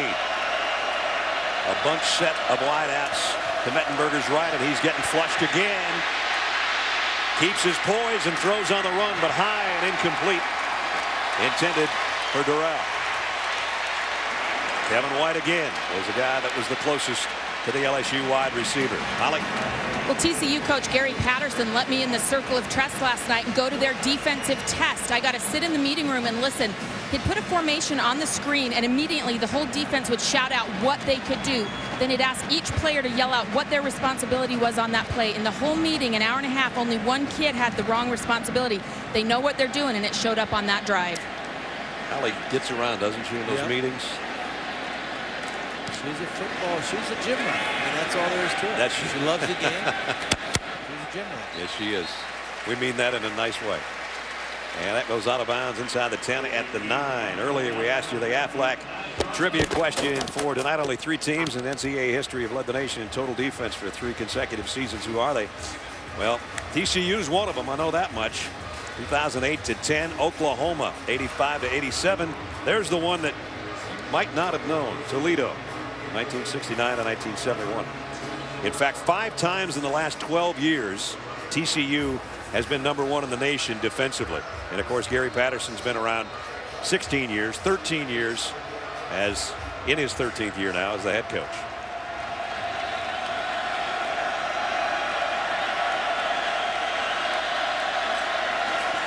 Good starting field position for Paha, and he keeps it on the read option for a couple, maybe 3. Well, I think already we're seeing what we kind of hinted about in the open about LSU's defense. Even though they had to replace 7 or 8 starters, even though they lost these underclassmen that they might have been counting on for another year, they've got talent. They've got a lot of guys out there playing that have game experience, just not starting experience. But it's the same kind of fast, physical defense that we've been used to seeing in Baton Rouge the last several years. Second down and 7. Raymond James asked Casey Paha for the play and then got the ball and took off with it. He's got the play in the first down and lost the ball at the end. Let's see, was he down? I think he was down. The ground can't cause a fumble in that situation. Either asked Paha for the play or the snap count. He got the ball about a second later and ripped off 15 yards and a first down. Beautiful block by their leader up there on the offensive line. Eric Tausch, the right guard, really collapsed that play down. Now Baja is going to float one out, completes. Hasn't got one to a tight end tonight until that one. Griffin Gilbert. Gilbert not the biggest tight end, more like a glorified wide receiver, 6'5", 220-pounder. But they got positive yardage, and it's second down and 3.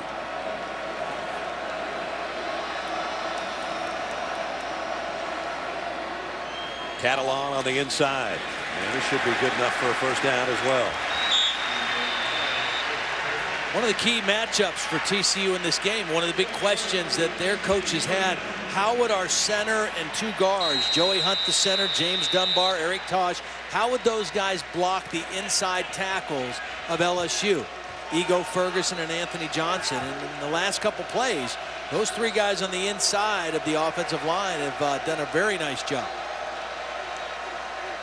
Everybody looks to the sideline now on first down at the 38-yard line. Baja in the gun, 3 wideouts to the top. They'll keep it on the ground, though. This time, not so good blocking on the inside. That time they did. Ego Ferguson. Ego Ferguson and Anthony Johnson are the 2 guys. Here's Ferguson right here. Big, physical, powerful guy. He's just going to take the tackle, throw him out of the way, and make the play in there. Those 2 guys are the next 2 stars on the inside. I mean, LSU has had a lot of defensive linemen come through there, make their way to the NFL, and these are the next 2 guys ready to step up. Now an empty backfield again on second down and 10. Baja and 5 wideouts, and LSU's going to bring a blitz. Got to get rid of it. And did on a crossing pattern to Carter. But it's incomplete as he dropped it. He might have had a little bit of room to run had he held on to that. Boy, Anthony Johnson read that too. He hit the center and then released out, anticipating screen. Watch him hit the center and then release outside. He got picked off a little bit, but he read that play. It's pretty impressive for a 295 guy lined up right over the center. Absolutely. He'll get a breather. Casey Paha won't get a breather, though, probably. Third down and 10. LSU fans coming to life. Devon Boykin in the lineup again as one of the wideouts. Curry trying to get the snap. Baja, they throw the screen again, but LSU's all over it. Only a couple-yard gain. Micah Eugene made the stop. Mikey Eugene made the stop, but Ego Ferguson, that other defensive tackle, read that screen. So on back-to-back plays, we've seen the 2 defensive tackles read the play, stop rushing the passer, and go chase down a play. Well, that's good coaching. John Chavis, defensive coordinator, his 5th year at LSU. After a long career at Tennessee, has got him playing. Ethan Perry, his first punt was high and deep. Odell Beckham had to call for a fair catch and see if he can do it again. And he does. And Odell Beckham's got to get out of the way of this one. It actually takes a positive bounce for the Tigers. Goes out of bounds at about the 24-yard line.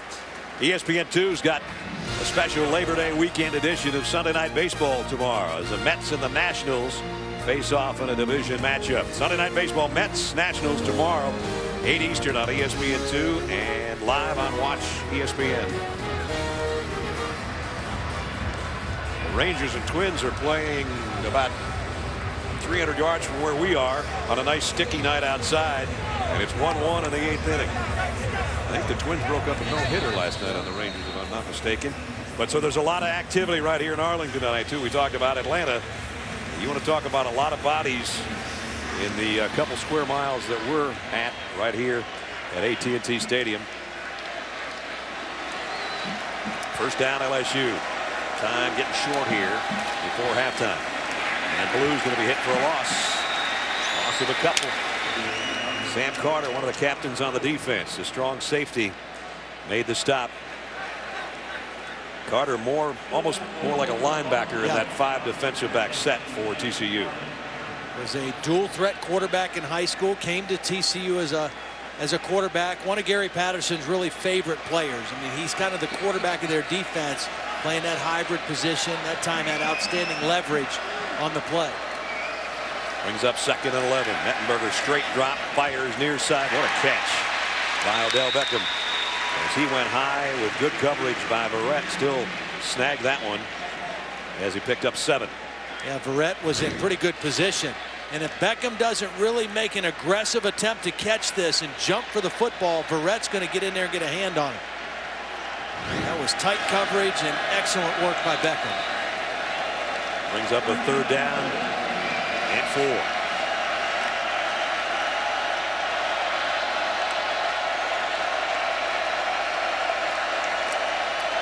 Mettenberger zips a slant complete to Landry. He's got a 1st down. And they still don't have him down. He got out near the 47-yard line.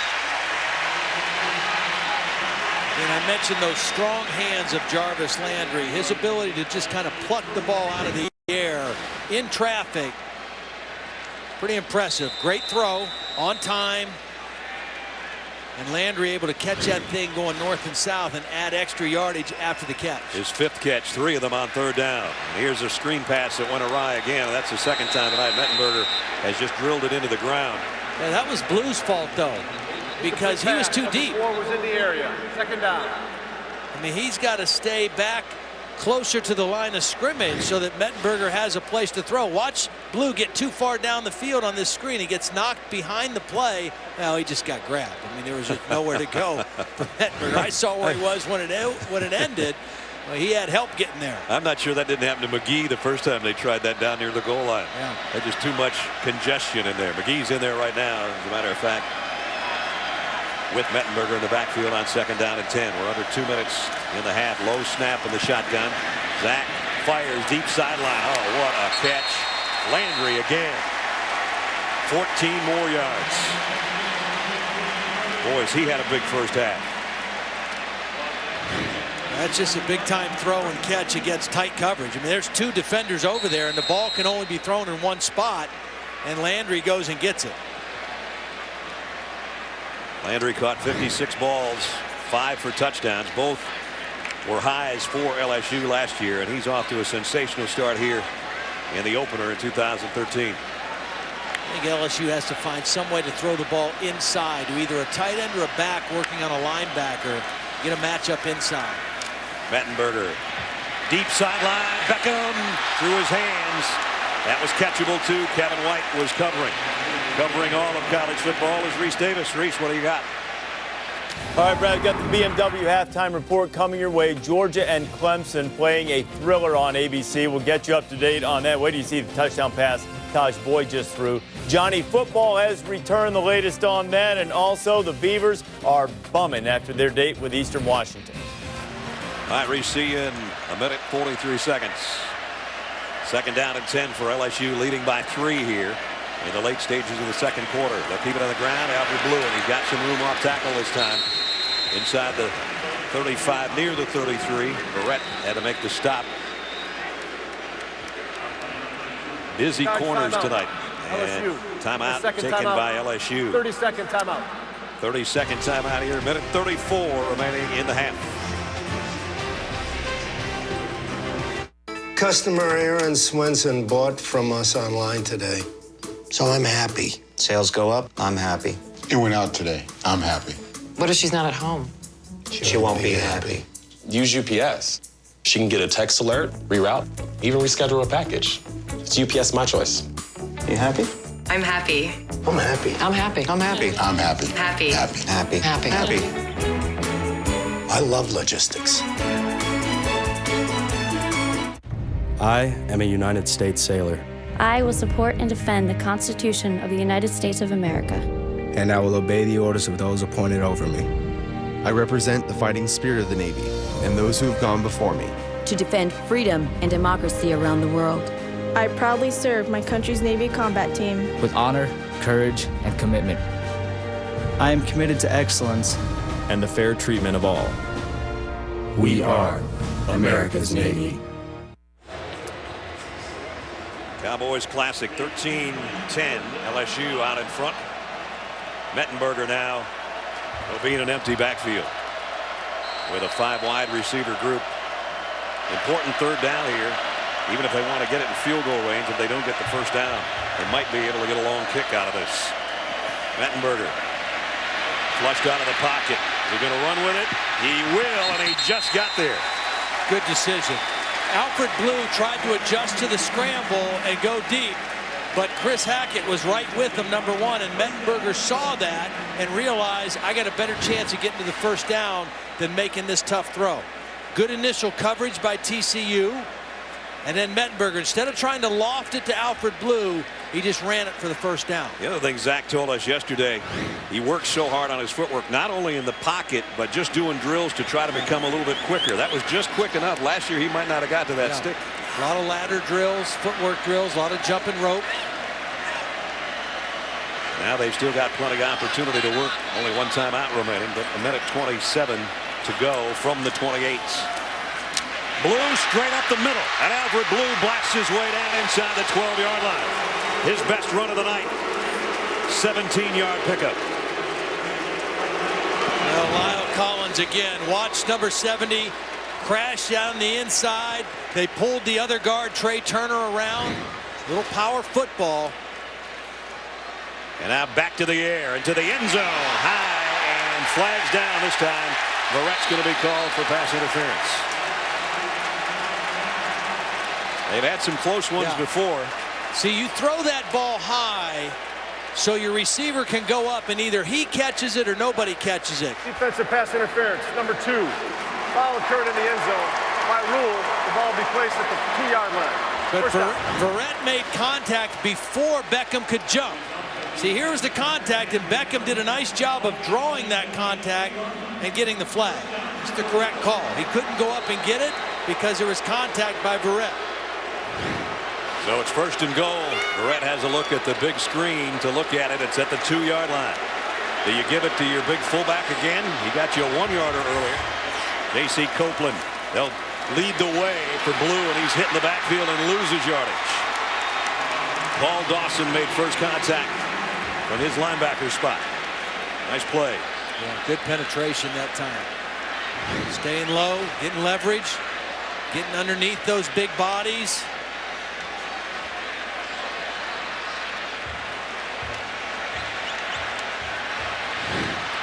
They lose yardage on that one. The 11th play of the drive coming up. Gary Patterson hoping that his defense can come up with a stop and force a field goal with less than a half minute to go in the first half. Kenny Hilliard, second man through. Hilliard, he's going to be short as well. Remember, LSU's only got 1 timeout. Ball comes on the ground. Call the timeout. Les is all the way down to the 7-yard line. Final timeout. 30-second timeout. And that's the final timeout for LSU.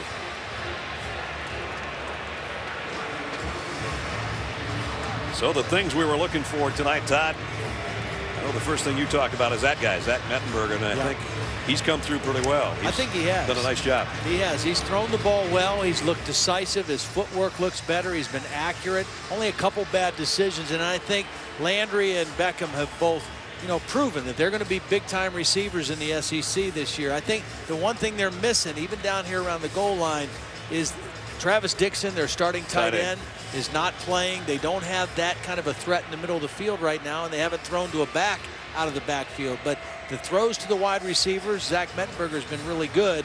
They've got a golden opportunity right here to put another touchdown on the board. They don't really want to settle for a field goal. TCU's got to make a play here, because if they do, that's going to carry over to the third quarter. They can get another stop and force 3. Really, second down was the throw down. Now you're at third down and you almost have to throw the football. You've tried to run inside 2 times and you've gained virtually nothing. But who do you go to in play action? And now they're going to go with their wide receiver group. So on third down inside the 5, they're going to go with their 3 wide receiver group, including Boone. Landry's been the big play guy. And now Blue comes out of the backfield as the extra receiver at the bottom of your screen from the 2-yard line. And flags fly in, and they'll have more room to work now. That's ridiculous. You call timeout, You call your play, and then you get a delay a game. I mean, how do you get a delay a game out of a timeout, out of your own timeout? That's just, that can't happen. So now it's all the way back to the 7-yard line. LSU 7 for 11 on third down conversions. Unless Miles trying to get the attention of the line judge, doesn't. Third and goal. And was there more movement? I think so. At least Davion Pearson thought so.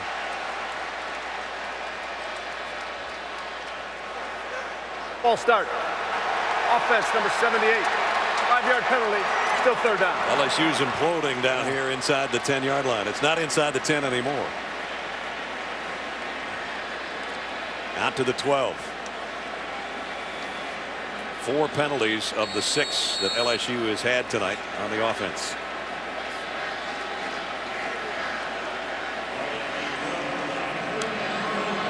Beckham comes down to the bottom of the screen with Blue in a slot there, and then 3 wideouts up top in an empty backfield. Third and goal from the 12. Mettenberger, pressure coming, trying to get to him. He got away somehow and throws on the run. Broken up at the goal line by Chris Hackett. And now LSU's got a kick with 5 seconds remaining.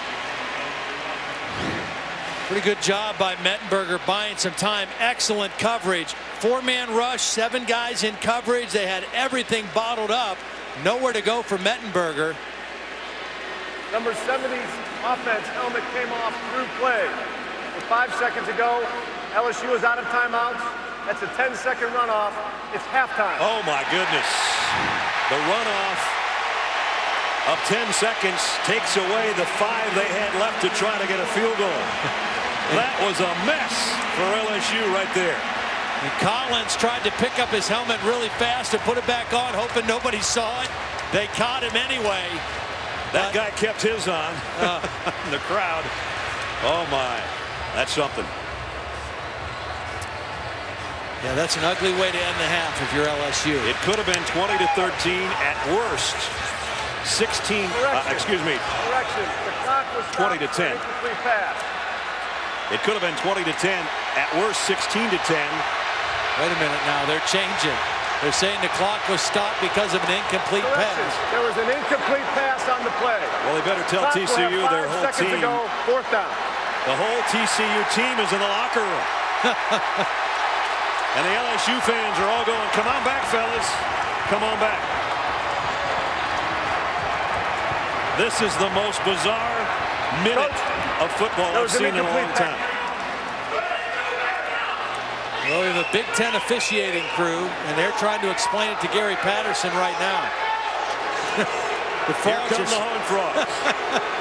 Well, they didn't come out at the beginning in the open of our show when we wanted them to, so we'll bring them back out. Save the Gatorade. We'll get it in a little bit. Wow.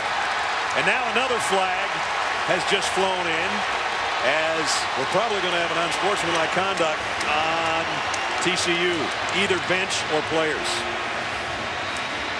I don't know. I'm going to let John O'Neill straighten all this out when he turns his mic on. All right, so about 100 Horned Frogs just came back out of the tunnel. We've got a couple on the field that I think were penalized for some reason. Yeah, something's going on with Davion Pearson, number 57. During the dead ball, there's an unsportsmanlike conduct. Number 96 defense. 5 yards. Replay 4th down.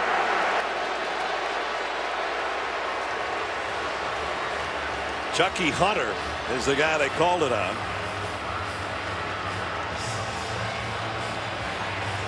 I got to try to figure out where the line of scrimmage is. So do they. We all need a halftime break. Players, officials, announcers, everybody. Good grief. Oh, man.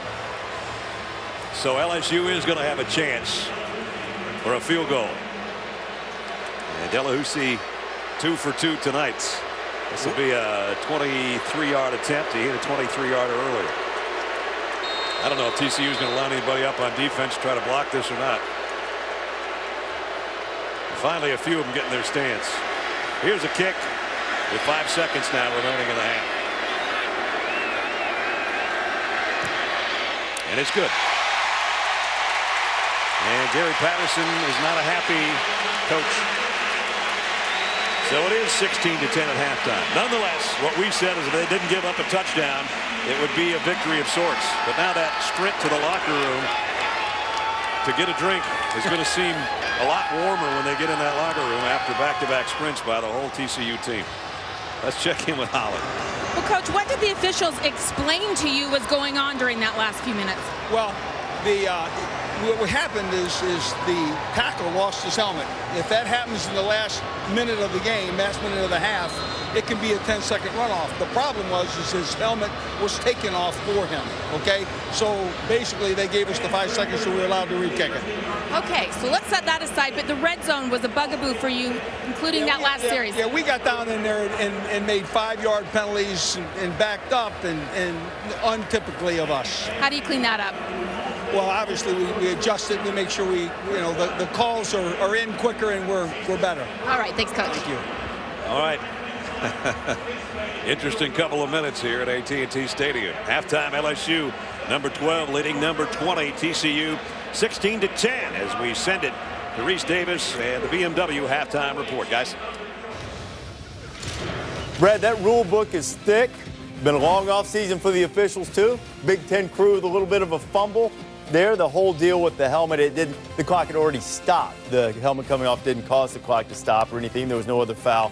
At any rate, it was a mess. It's 16-10. And if LSU had been a little sharper or if TCU hadn't made so many good plays in the red zone, LSU might have a much bigger lead. But what do you think of this offense under Cam Cameron, the new offensive coordinator? They've got a lot more plays, obviously. They got 45 plays in the first half, 22 passes, 23 runs, and that's a lot more than LSU is accustomed to because they're a running football team. But I think right now they have to execute better in the red area, as Reese said, in the red zone and put more points on the board. Once you get inside the 20-yard line, you want touchdowns, but you have to get points in that situation.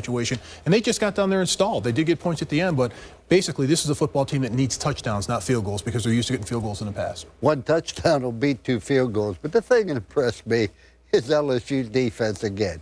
In the half, they gave up a grand total of 3 points. Yes, TCU scored on a kickoff return. But I want to tell you, you can't say enough great things about John Chavis. The defenses he had at Tennessee were great. He's gone to LSU. Same thing. Nobody realizes how much talent they lost off that defense, and they're right back where they belong. I like John Chavis. I'd rather talk about Ego Ferguson and Anthony Johnson. Some of those ballers running out there in purple and gold right now. 16-10, LSU with the lead on TCU. TCU playing without Devontae Fields, speaking of terrific players. This is a wild one running down the hill at Clemson, Georgia, and Clemson. Taj Boyd gets the scoring going. And then Todd Gurley. This was the first play from scrimmage after that touchdown. Here he goes, Lou. Yeah, tremendous blocking and has great speed. And even though the safety has an angle on him, he can't catch it. 75 yards. Now, Gurley was hurt late in the half, and initially there were reports he wouldn't return. He has returned to the game and played well, as you'll see. Sammy Watkins has also done some work. Terrific job by Sammy Watkins. Runs through the tackle here and just turns on the Jets. They're not going to catch him. 77 yards in for the score. There's a rebuilt Georgia defense, too. Remember, they lost a lot of stars from a crew that really didn't perform up to expectations. Keith Marshall, the other running back, you almost feel guilty saying that, as good as he is. They've got a great 1-2 punch. Georgia has it tied at 14. Aaron Murray scrambling, finding his man. Rantavius Wooten going for the pylon. They marked him down short, but Georgia would run it in, and they took the lead. And then Boyd working again, stretching, scoring. Tying it at 21 in the third. Look at this throw from Taj Boyd to Zach Brooks, running back. Oh, great throw, great catch. I mean, that is just dropping that thing in the bucket. And did I mention that Gurley came back and played okay? Tough guy, mentally tough. What a run this is, though. He's a stud, fellas. Clemson's just regained the lead, 31-28. It's on ABC late in the third, and it is everything it's been billed to be. Johnny Manziel returned after his first half suspension, brought a little drama with him while he was putting his signature on the second half of the Aggies' performance against Rice. That's more coming. BMW halftime report.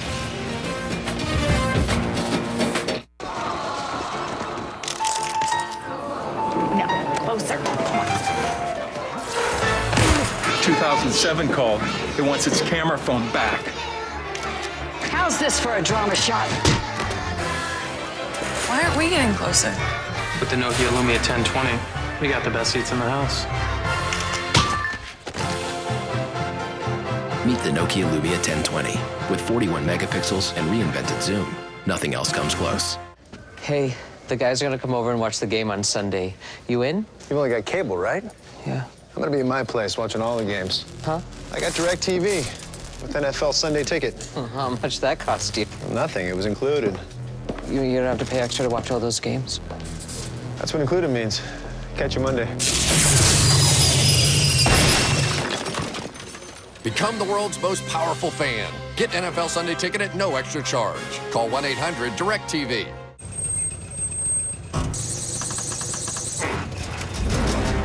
Same make, same model, same year.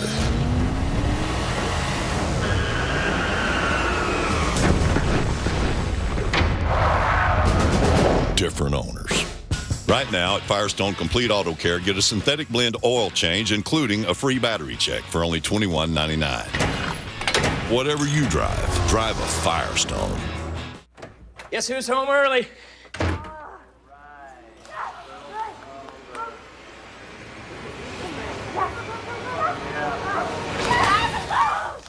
Hey, hon. Sit down. We'll make it a foursome. September 3rd, grab your friends and go to hell. Diablo 3, coming to consoles September 3rd, rated M for mature. I'm gonna put my pants back on. Mere words can't express the power on the field. You just know it's there. 10 schools. One goal. A true champion.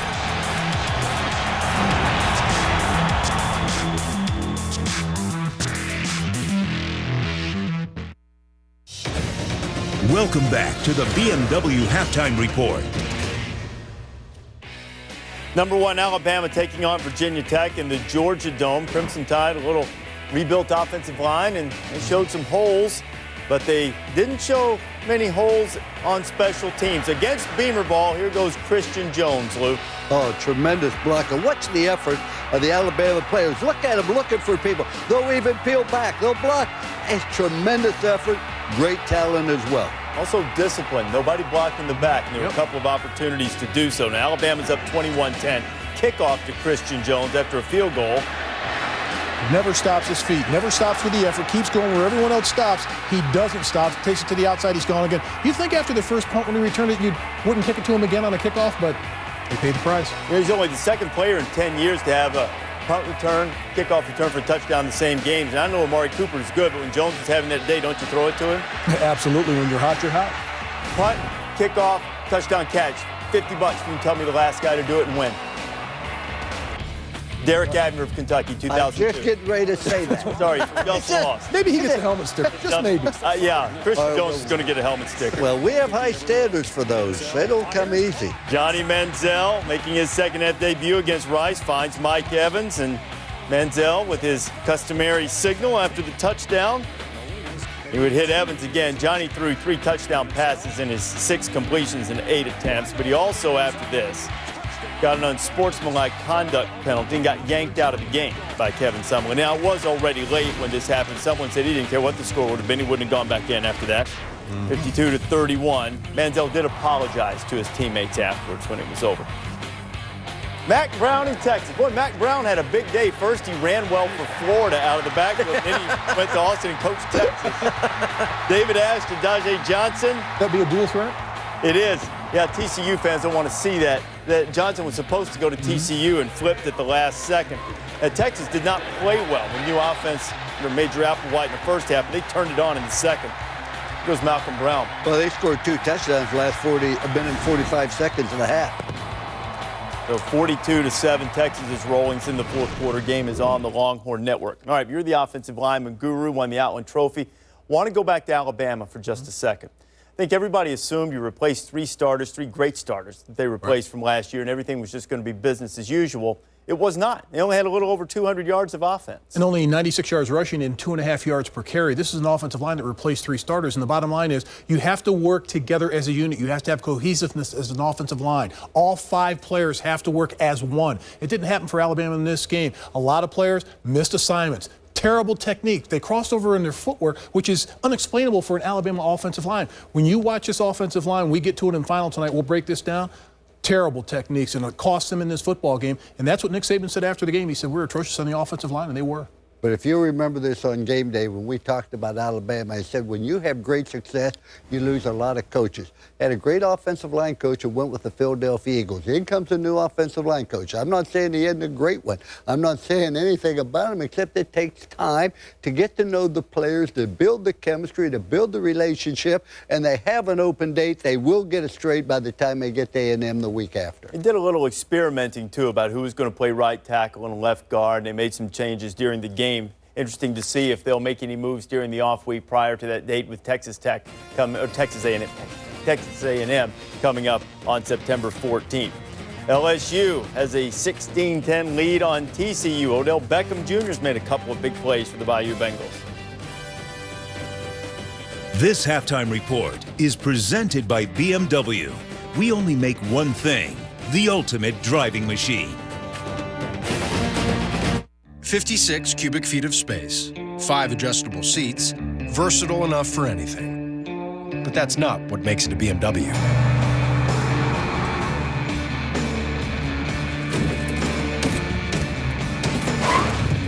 That is the BMW X1. We only make one thing, the ultimate driving machine. The BMW X1, starting at $30,800.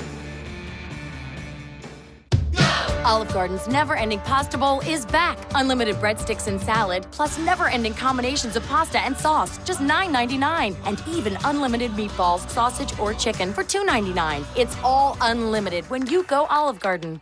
Discover card. I missed a payment. Oh, shoot, this is bad. No, we're good. This is your first time missing a payment. And you've got the IT card, so we won't hike up your APR for paying late. That's great. It is great. Thank you. At Discover, we treat you like you'd treat you. Get the IT card with late payment forgiveness. The Victory Red Tag Model Year End event. We're clearing out the last of our 2013 bikes. Now's the time to jump on our best deals on the best bikes on the planet. Get up to $2,000 in rebates, 0.99% financing, and a 5-year powertrain warranty. Get one while you still can. The Victory Red Tag Model Year End event. Ride one and you'll own one.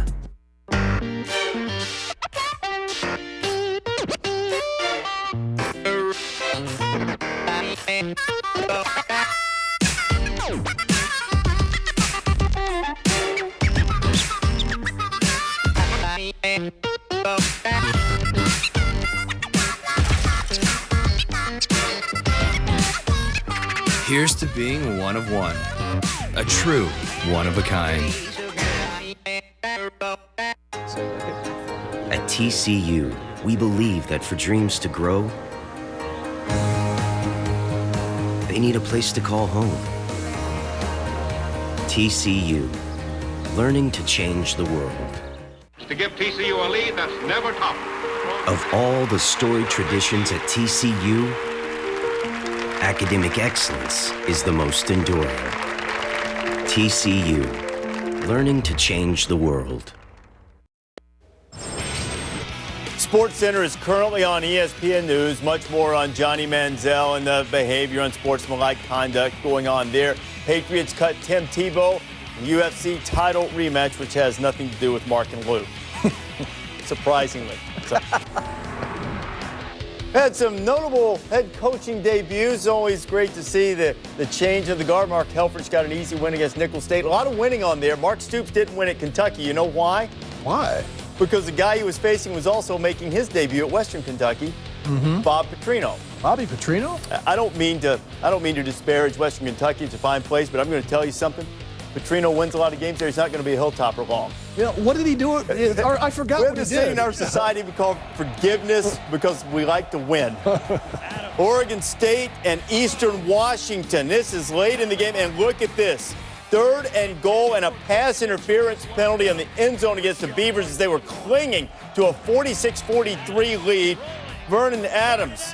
Vernon's got prospects. Vernon's bona fide. What are you? Touchdown, Eagles! Would not convert the extra point, which gave Oregon State a chance to save itself. Trevor Romaine. It has the distance. No. Eastern Washington, the first FCS school to beat a ranked FBS opponent since James Madison did it to Virginia Tech in 2010. Eastern Washington's a good FCS team. Oregon State can't lose that game. B.J. Catalon, kickoff return for a touchdown. Only touchdown for the Horned Frogs. Hey, why didn't you get me from the hospital?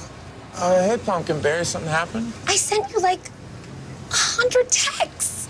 Jerk. Jerk? What? Oh, hey, they're coming in now, sweetie. Wait, you fell off your bike? You broke your arm.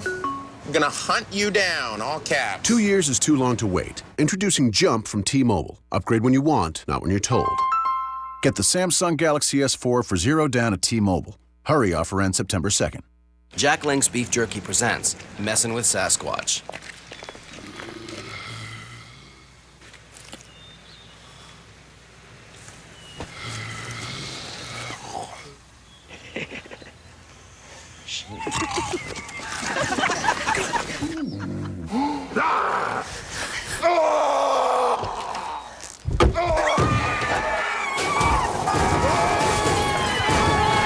Jack Link's Jerky. Feed your wild side. It's the acceptance letter. Studying under the oaks, azaleas in the spring, Tiger Stadium in the fall, groundbreaking research committing to the cause. Amazing discoveries, a crawfish bowl with friends, grooving on the grounds. Tiger Stripes love your alma mater is walking across that stage. The time of your life, love purple, live gold. My reverse mortgage from Bank of New Orleans gave me the financial freedom to live in my house without the stress of making monthly payments. Now I can afford my prescriptions and have money to travel. Call Bank of New Orleans today, Louisiana's top reverse mortgage broker. Hey everybody, let's have some fun. The time is right, the party's just begun. So let the good times roll. Go ahead and let the good times roll. Stand right up and roar with 0% for 60 months plus $1,000 trade assist on F-150.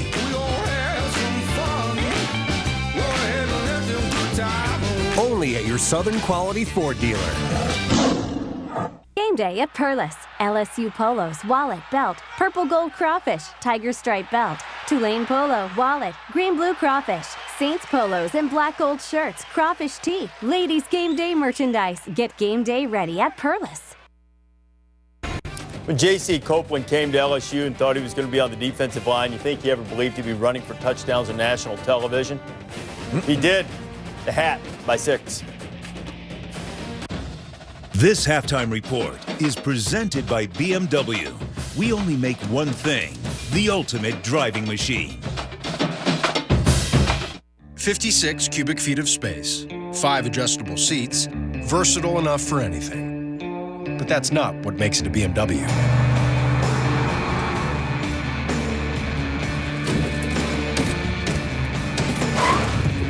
That is the BMW X1. We only make one thing, the ultimate driving machine. The BMW X1, starting at $30,800.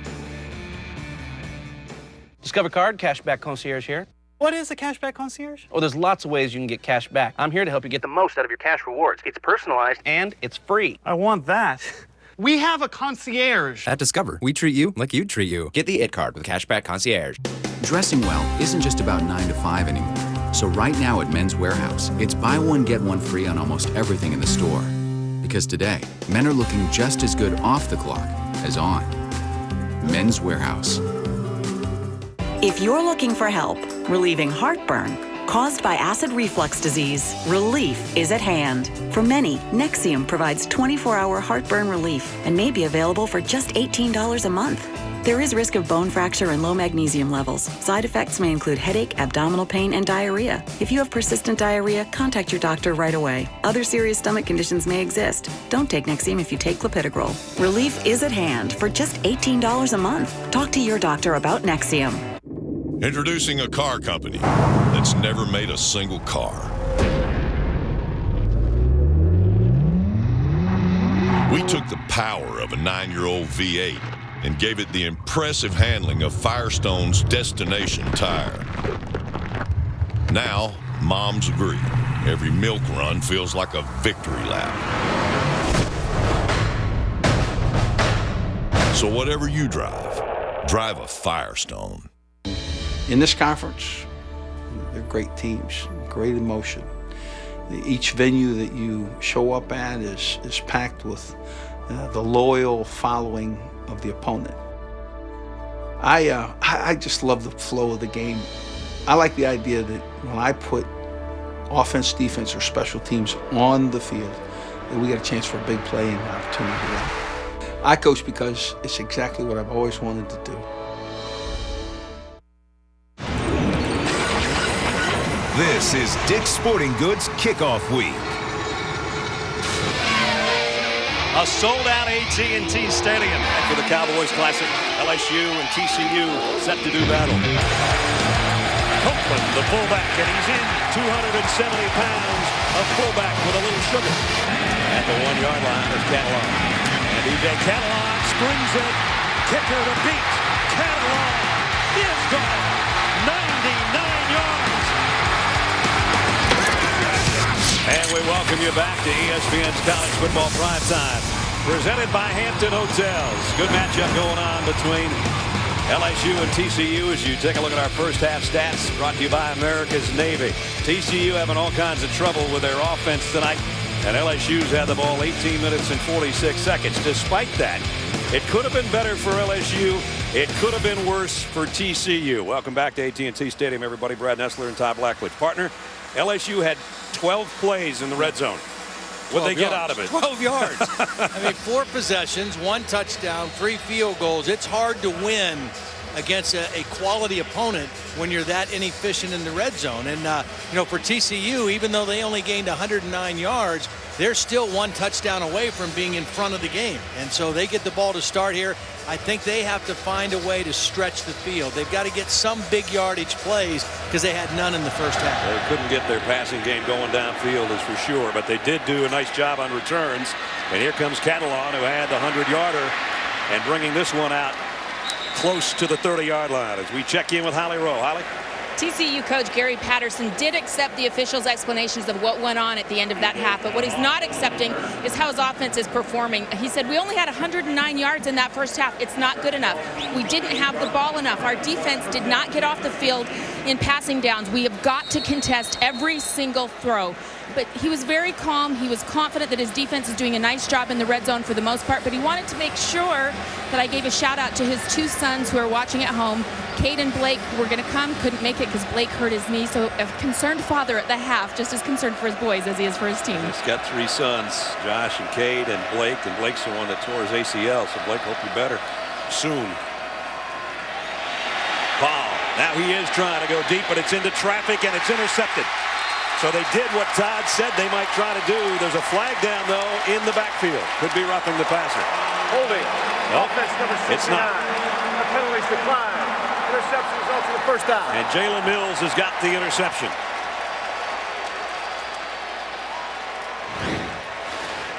Well, a little bit of pressure. Paul had time, but he just didn't get enough on this ball, and he threw into double coverage. I mean, I knew that they needed to try to stretch the defense and try to make a play down the field, but you want to save those for when you get single coverage opportunities. That time, Casey Paul made a bad decision throwing where 2 defenders were. And the guy that made the interception, Jalen Mills, played his high school ball about 20 miles from the stadium. So he comes up with a big play to open the 3rd quarter, and that's LSU from the 34. Now the Blues going to be dropped for a 4-yard loss by Paul Dawson. The LSU does a nice job with their linebackers of running through. You know, they read the play quickly, and then they run through behind the blocks, You know, they're not the biggest guys, but again, they're quick, they take good angles, and they know where they're going. It's funny watching all these folks still filing back in from halftime, and they're looking up at us as to say, how did we get the ball back, the LSU fans? Well, they've got it back on the interception, but they've got second down at 13 from the 31. And it's out for Blue, a little bit of room to run this time. Back out to the 38, positive yardage, makes the third down manageable. Third and about 5 coming up. Jeremy Hill again not playing tonight, serving a suspension for an off-campus altercation. Terrence McGee has done duty in the backfield along with Kenny Hilliard and Alfred Blue tonight. Actually, it's third down and 6 now. They spot it closer to the 38-yard line. A single coverage down here, and Mettenberger looks left. Now is going to throw on the run, and flags are down. Kadron Boone was clapping his hands out there, ledge, and trying to get his quarterback's attention, thinking that he could beat the guy over here in the corner. And Jarvis Landry is limping off the field. Actually, he's not even going to get off the field. He's been their big play receiver, holding on TCU. Landry's had a huge first half.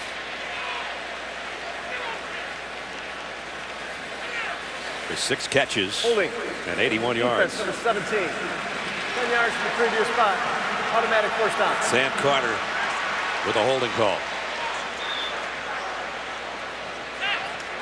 Timeout for an injured player. And we'll check on Jarvis Landry, the junior out of Convent, Louisiana, when we come back in a second.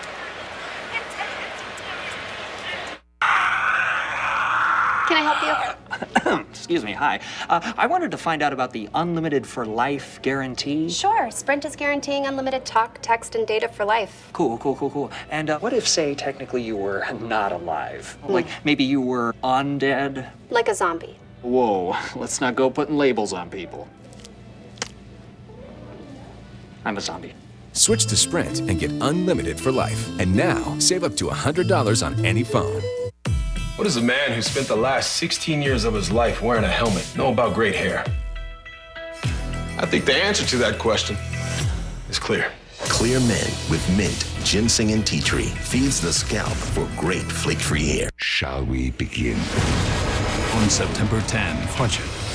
the year's best reviewed blockbuster is on Blu-ray. Have I got your attention now? Star Trek Into Darkness. Own it on Blu-ray Combo Pack September 10th.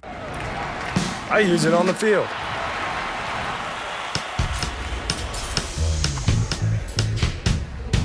I use it in the gym. We both use it at home. I trust Avocare. We trust Avocare. And you should too.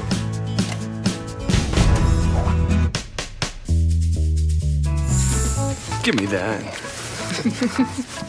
Uh-oh. Guess what day it is? Guess what day it is? Huh? Anybody? Julie, hey, guess what day it is? Oh, come on, I know you can hear me. Mike. What day is it, Mike? Leslie, guess what today is? It's hump day. Woo-woo! Ronnie, how happy are folks who save hundreds of dollars switching to Geico? I'd say happier than a camel on Wednesday. Hump day! Get happy. Yeah. Get Geico. 15 minutes could save you 15% or more. To protect the lives of millions, I will become what you fear most. I am the Splinter Cell. I will find you, and I will silence you. Tom Clancy's Splinter Cell Blacklist. Stalk, strike, silence. Rated mature. Jarvis Landry trying to walk off that injury and appears to be okay. He's been jogging and running on the sideline. And Holly says a quad strain is what they're calling it right now. He got up and he was thinking that he was interfered with, and then he started limping after he had a problem with a guy in the secondary. Here's some problems in the secondary. It's McGee down the sideline, and he's gone. Touchdown. Terrence McGee, 52 yards for the score.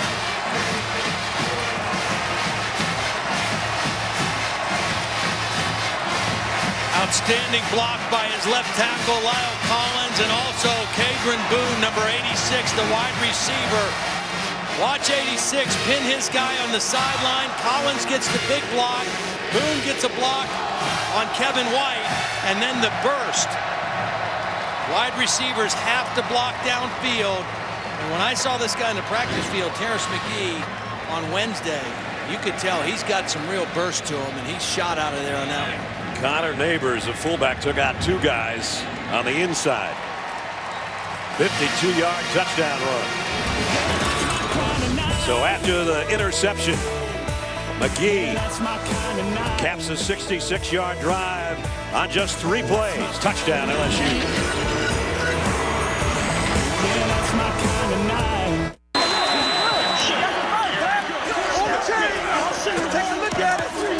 Next play!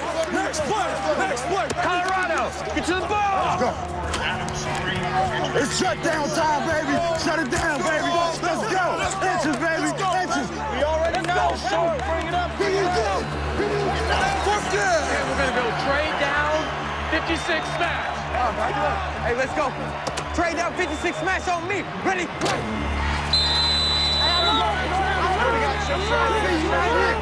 Right here, right here. Right here, man. Right here. No warning. Let's go. I see. Watch that back. Single back. Single back. Rick, hey! Rick! Go! Falcon! Easy, Denver! You know I'm coming. Easy, Denver! You know I'm coming.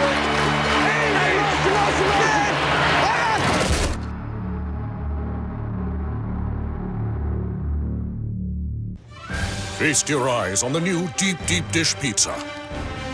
Gaze upon its 8 crispy corner slices. Stare into its caramelized cheese crust.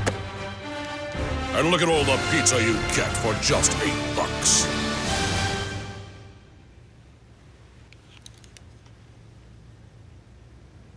Oh, that's better. Get a hot and ready deep dish pizza for $8 or a large pepperoni for $5, only at Little Caesars. Pizza. Detective Loki, I'm gonna find your daughters. Dad, there was this RV, and they were playing on it. That RV was reported matching the description. Show me your hands! Well, this thing's clean. Don't talk. Arrest it. He said he took them. Make it stop! The girls are still out there somewhere. Every day, she's wondering why I'm not there. Me, not you, but me! What in the world did you do? Rated R. ESPN College Football, the 2013 Cowboys Classic, brought to you by Dick's Sporting Goods. Every season starts at Dick's. And Little Caesars. Try our new large, deep dish pizza for just $8. Well, the red zone's not a problem right now. Yeah, that's the way you eliminate the red zone problem. Score from way outside. Do you know what? Remember, Gary Patterson told Holly at halftime, we got to do a better job on defense getting off the field in passing situation. They got the holding call on Sam Carter that extended the drive, automatic first down, and the next play, LSU gets the long run. So now the Tigers have 10 points off 2 TCU turnovers. The dropped kick return by Carter turned into a field goal, and the interception by Collins turned into a 52-yard touchdown. Hairston to kick. Raymond James, B.J. Catalon back deep. Catalon has a 100-yard kickoff return for a score tonight. He's got an opportunity here from about the 1-yard line. And he's a good-looking return guy as he gets it out to the 23-yard line. And we check in with Holly. Well, that very unusual sequence of events to end halftime when the Big Ten official, referee John O'Neill, came out and he said that he's got a statement. He has actually handed out a statement, or they have for him, that says when a helmet comes off and that's the only thing that stops the clock, that's an opportunity for a 10-second runoff under 1 minute of either half. In this case, we had 2 things stop the clock, the helmet off and an incomplete pass. As a result, that does not qualify for the 10-second runoff. But I appreciate the transparency. I've never had a referee statement handed to me at half. I appreciate that. And it's straightened out for Coach Miles, too. He'll figure it out at the end of the game. Boykin in at quarterback, trying to make something happen. And this is what he can do very well out to the 34-yard line. We sort of set the story last year when Casey Paha went out after 4 games of the season. This guy, they were warming him up, Boykin that is, to be a tailback. Yeah. And within 4 days, they put him in a game at quarterback, threw a bunch of interceptions, but then a couple weeks later, came back and threw 4 touchdown passes. Actually played pretty well, you know, under the circumstances. Had a couple back-to-back games where he threw 4 touchdowns in each game. Played well on the road, and he's in the game now because they've struggled so much offensively. The quarterback run threat gives something, a different way to try to attack this LSU defense. They fake the end around. He'll keep it, put his head down, and he's got the first down up to the 34-yard line. So that's what Trevon Boykin, the sophomore out of Mesquite, Texas, can do. And there's his numbers from a year ago. Pretty impressive when pressed into duty the way he was. You know, he's not going to fool LSU's defense. They've had plenty of time to prepare for both quarterbacks. They anticipated they see both. But when the quarterback is a running threat, it changes the dynamics of your defense. Boykin, quick throw, a little bit low, but he did complete it out to the 38-yard line. Pick up a 4. They said his offseason he became more polished as a passer. I just think the problem for TCU right now is they don't have a deep threat. They don't have somebody that scares LSU's defense. And so the corners are right up on the receivers. There's a lot of press coverage, and they're not afraid of getting beat deep. Here's the option. The pitch with the left hand. Got it out there, but a nice open field stop by Craig Lofton. And a gain of only 2. Austin, one of the leaders of that defense, a 5th-year senior.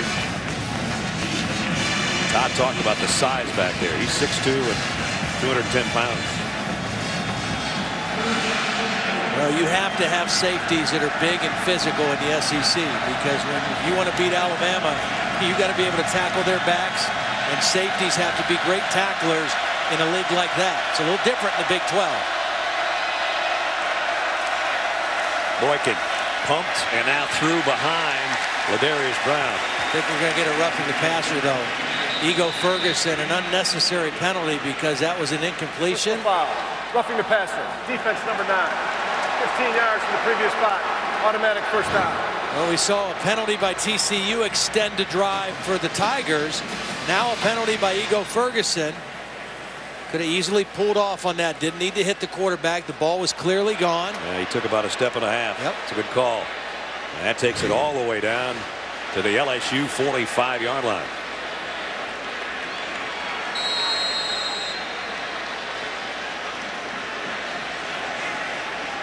TCU with Trevon Boykin in at quarterback. And here's a quarterback draw. Cuts it to the outside. And got good yardage before he's run out of bounds. See, the reason that a quarterback run changes your offense and changes what you have to do defensively is now you pick up extra blockers. Right. Because instead of handing the ball off, the quarterback being not accounted for, now you have to account for him as a runner, and that gives you extra blockers, and you get more man-on-man blocking. Catalan ball out. A little problem with the exchange there. I don't know if Boykin wanted to give it to Catalan and he didn't take, or the other way around. They'll have a little chat about that mesh play.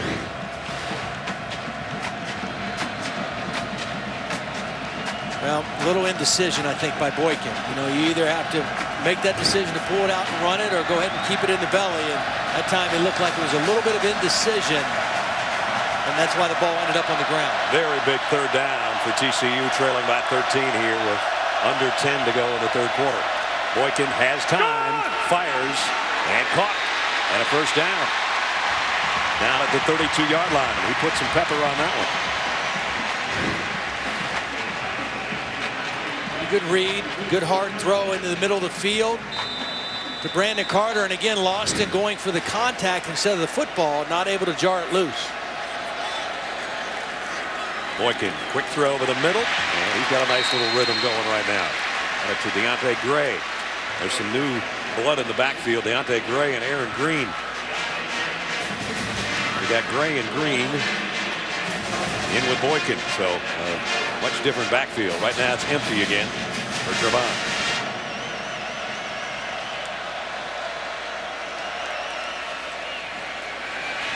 And this one thrown behind Aaron Green. Green, a transfer from Nebraska.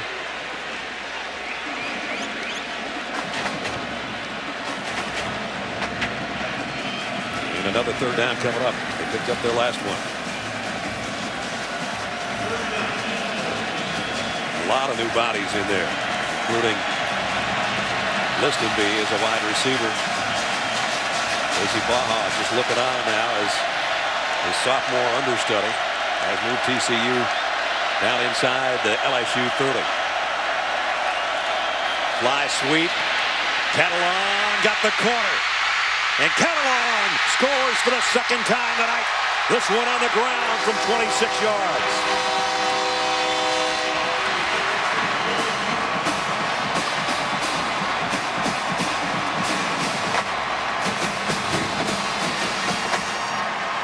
Again, it's the threat of the quarterback run. That held some of those linebackers inside. They didn't know if Boykin was going to keep it or if he was going to give it to Catalan. Good execution. That time, no hesitation by Boykin, and a big touchdown for TCU. Oberkrom in for the point after, and it's good. TCU just when it looked very bleak for them after that long touchdown run by LSU. They get one of their own. B.J. Catalan's having himself quite a game here at AT&T Stadium. 26-yard touchdown run. And Gary Patterson's Horned Frogs again right back in it.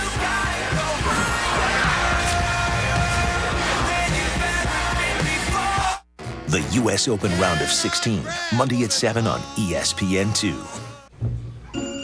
Gosh, the more I see the GS4, the more I want one. Then you should get one. I just feel locked in. I mean, they have Smart Switch that transfers everything over for you. I don't know if I feel like learning how to use another phone. You had to learn how to use your phone at one point, didn't you? Yeah. And you don't think you can do that again? I see what you did there. You're out of matches in the bathroom. Thanks for having this over. Yeah. For a limited time, buy a Samsung Galaxy S4 and get a Galaxy Tab 2 or Note 8 for $199.99.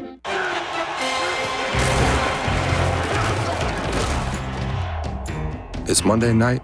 I'm about to get this ball, and the entire world's gonna see it. Ken, that guy I used to deliver pizza to. Ken Norton Jr. Ken Griffey Jr. Definitely Kenny Loggins. Balls loose, lace up your Monday night shoes. Everybody's watching because it all comes down to Monday night.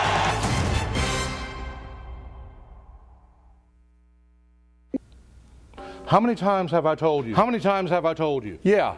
How many times have I told you? If you're in a wreck with a big rig like this one, call me. I'm personal injury attorney Michael Hingle. You need an experienced, aggressive attorney. Michael Hingle has offices in New Orleans, Hammond, Covington, Slidell, by appointment, Houma, Metairie, LaPlace, Gretna. If you're in a wreck with an 18-wheeler, we'll take them to court and they won't be so big. Call attorney Michael Hingle, 1-800-USA-JURY. Before you accept a quick check, check with him.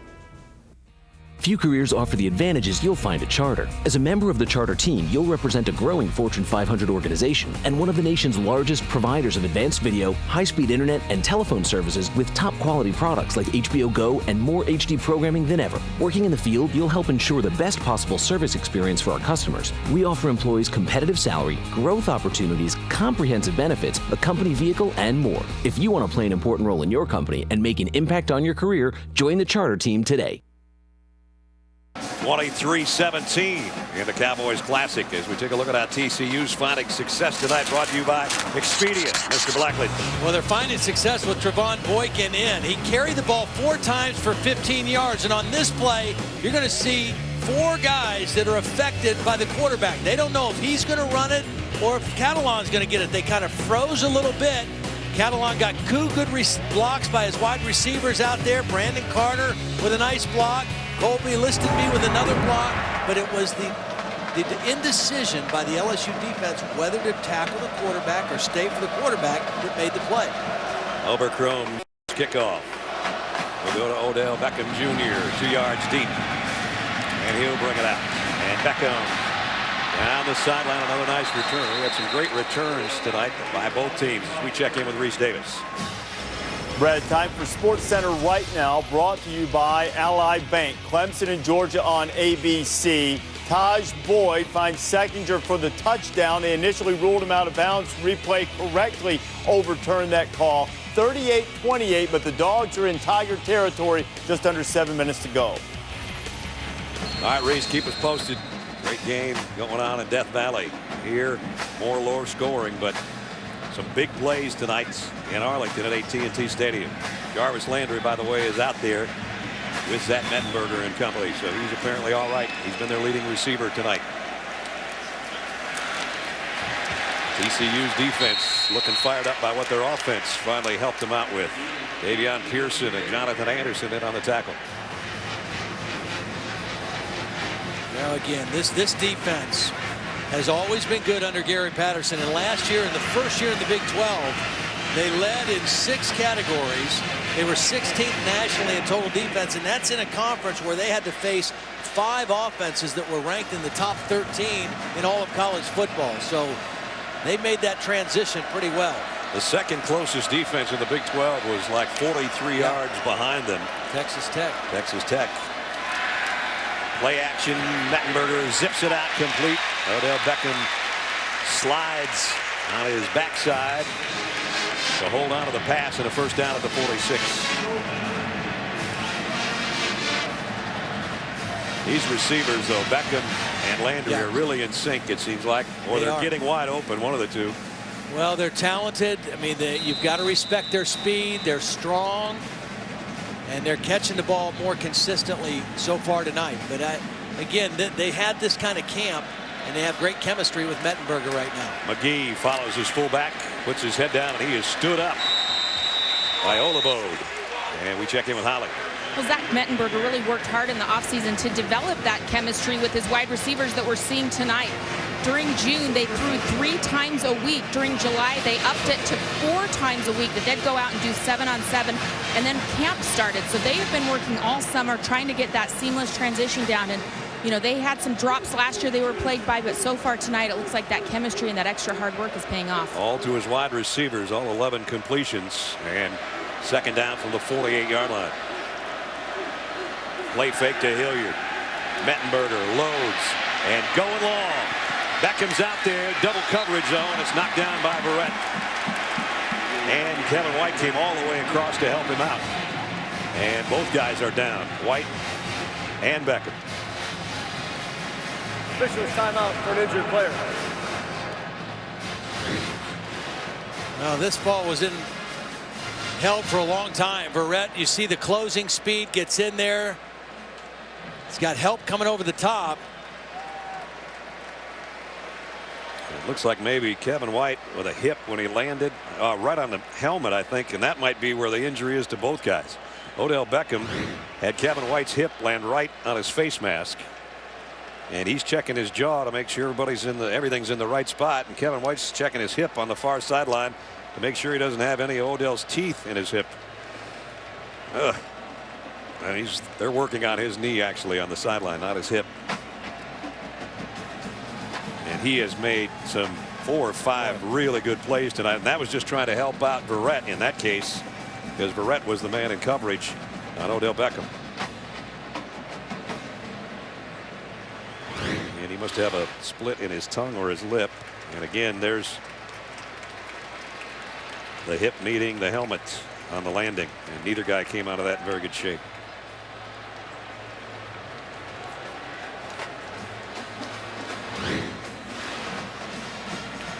Well, now you have a 3rd down and 8 situation without one of your key guys in the play. If I was TCU now, I'd definitely double Landry and make Zach Mettenberger find somebody else to throw to. Kevon Gamble is the guy that's coming in to take Kevin White's spot. White trying to walk it off on the sideline. It's 3rd down and 8. Mettenberger fires down the middle, completes. And this is Boone, another big target. And that's his first catch, good for 14 yards. And Boone was working against Verrett, so you would think maybe you stay away from their best guy. They went right after Verrett. Now Boone got away with a push-off. He definitely got away with a little shove to create separation. But a nice throw again by Mettenberger on 3rd down. So they're inside the 40, trying to answer TCU's touchdown run. LSU leading by 6 as we approach 6 minutes remaining 3rd quarter. Play action. Mettenberger fires out in the flat to the fullback Neighbors, and he's brought down in the open field. Nice tackle out there defensively by TCU. Well, we've seen Blue with a couple good runs. We've saw the long touchdown by McGee, but this is also where they do miss Jeremy Hill, because he was their most dominant back down the stretch. The last 7 games of the year, he was their go-to guy. Averaged over 5 yards per carry, 10 touchdowns in the last 7 games, and he is a big physical back, and they don't have that sledgehammer type guy right now.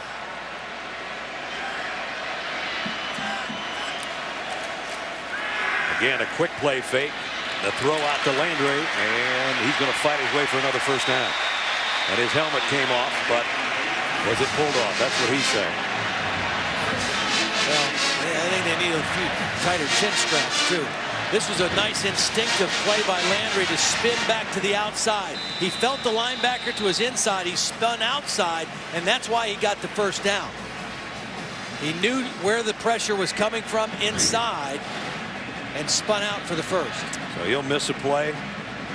They put Boone back in there to take his spot. From the 28, first down. Draw play, Blue, big opening in the middle. After Blue to the 15. A 13-yard run again by Alfred Blue. They've been running to the left side quite a bit. This time they go to the right side. Copeland with a beautiful block on the middle linebacker, Marcus Mallett. And again, Blue's he's not a guy who's going to try to make you miss. He's going to lower those shoulder pads and run north and south. Big target. Here's your red zone situation. As Todd and I said, keep it out of the red zone and score from longer range. You won't have the problem. They're going to try here to score through the air and overshot Landry, the intended receiver. Check in with Holly. TCU DB Kevin White jogging back out onto the field right now after that collision with Odell Beckham. The athletic training staff has cut up some kind of a white padding. They put it on his right hip where he took brunt of that fall. He's put it on. He jogged a little bit on the sideline, and now he's back out there on the field. Is the 10th play of the drive coming up for LSU. McGee, who's got a touchdown run from long range tonight's back in there behind Mettenberger. And he's going to get the carry. He might get another touchdown run out of it. It's all the way down to the 5. So 10 more yards. McGee, he's packed into that 5'9" frame too, about 215 pounds. He showed his speed on the outside on his 52-yard touchdown and showed some power inside there. You're seeing this offensive line assert itself a little bit. Couple new starters, couple guys in some different positions. Now a new quarterback in, Anthony Jennings, their backup quarterback, a freshman out of Marietta, Georgia. Very talented young guy on 3rd and short in the ball game. And he gets it. And a 3rd down and inches, basically got about 1.5 yards. And now Mettenberger will come back in there. So Anthony Jennings at least got his feet wet, took a clean snap, and got a first down. He'll trot out. You mentioned Marietta, Georgia. His daddy, Will, was pretty darn good defensive lineman for the Georgia Bulldogs back in the early 90s. They think he's going to be really special. They have a really high football IQ. A guy who loves the game, loves to study. Graduated early and was in there for spring football, and they just think he has a tremendous future. McGee now will be behind J.C. Copeland in the I backfield on 1st and goal from the 4. And it will be McGee. He only got about 1 yard. Nice job closing the door. Chucky Hunter hung in there. The 300-pounder made the stop. Pearson got excellent penetration too, number 57. He was the guy that forced the run to go back inside, right into the waiting arms of his partner in there, Chucky Hunter.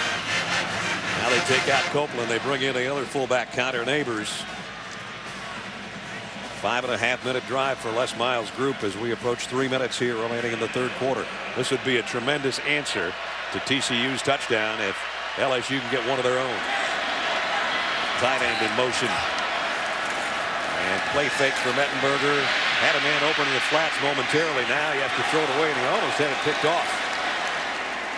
Pressure coming from Dawson, and Olabode was the closest guy to the ball at the end of it. And there you see he's mixing it up with Dylan Gordon, the tight end, a little bit.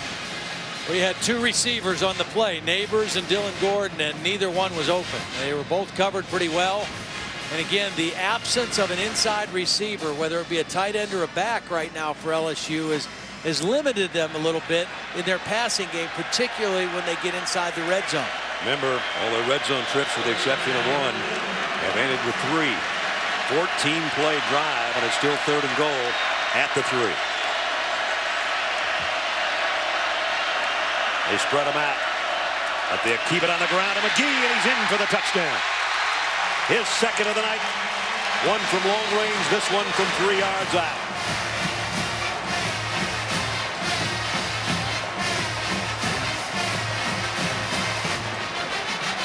Problem you find yourself in when you spread it out sometimes, that opening in the middle. Well, Porter's going to get a block and watch Vidal Alexander pull through and get the kind of the trap block. And then the little or the shorter back at 5'9" just kind of gets low and runs right through the chute into the end zone. Delahousie in for the point after. And he's been perfect tonight. So LSU does have an answer for what TCU did a few minutes ago. They go 68 yards in a little over 6 minutes. Terrence McGee, 2nd touchdown of the night, 30-17. That's going to go right in your glove. Oh, see that? Great job. Okay, now let's get ready for the ball. Here it comes. Here you go. Good catch. Perfect. All right, now for the best part. Let's see your part. Ooh, let's get those in the bowl. These are way too good to waste, right? Oh, yeah. Let's go for it. Around the bowl. Share what you love with who you love. Kellogg's Frosted Flakes. They're great. Good catch, Dad. It's the LensCrafters semi-annual sale. That's 50% off lenses, including bifocals, no lines, even sunglasses made with your prescription. So hurry in. Sale ends September 9th. LensCrafters. State officials urge complete evacuation. Severe flooding is expected. It's okay. We're ready. When the things that matter most are on the line, make sure we are too. The storm response team at 1-800-SERVPRO. Like it never even happened. Celebrating its 9th year sponsoring the Good Hands Field Goal Nets. Allstate makes contributions to participating universities' general scholarship funds for each field goal and extra point kicks, much like Delahousie's a minute ago. To date, Allstate's contributed more than $3 million in scholarship money. The other kicker for LSU, Hairston, with the kickoff. And a yard deep, Catalan coming out with it. He's got 2 touchdowns tonight, one on the ground, one on a kick return, but this time he won't make the 20. Better coverage by LSU special teams. And they'll stop him around the 17 or 18 yard line.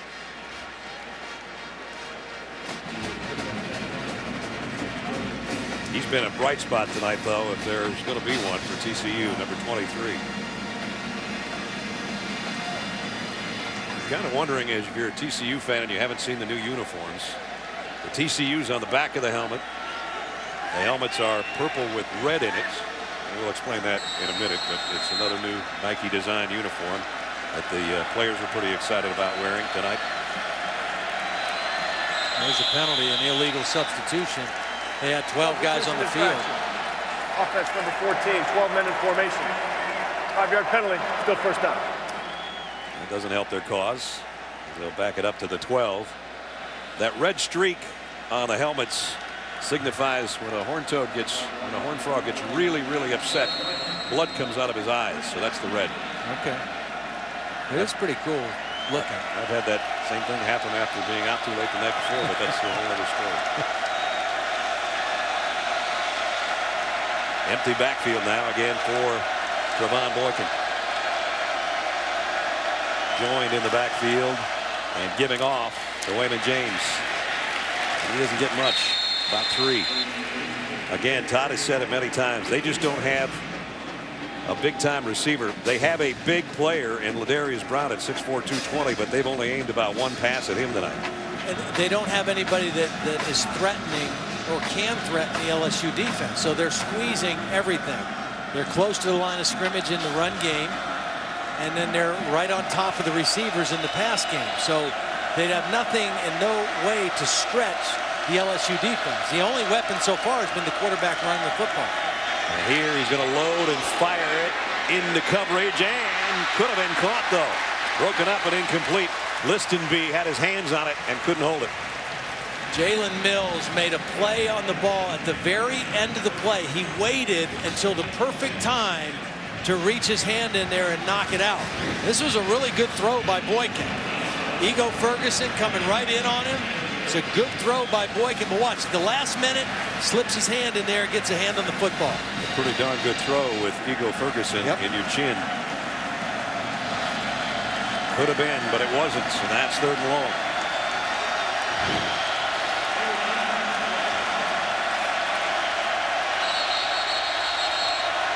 And having to take a timeout is TCU, and it's a problem they had early in the game, and now it crops up with 2 minutes remaining in the 3rd quarter.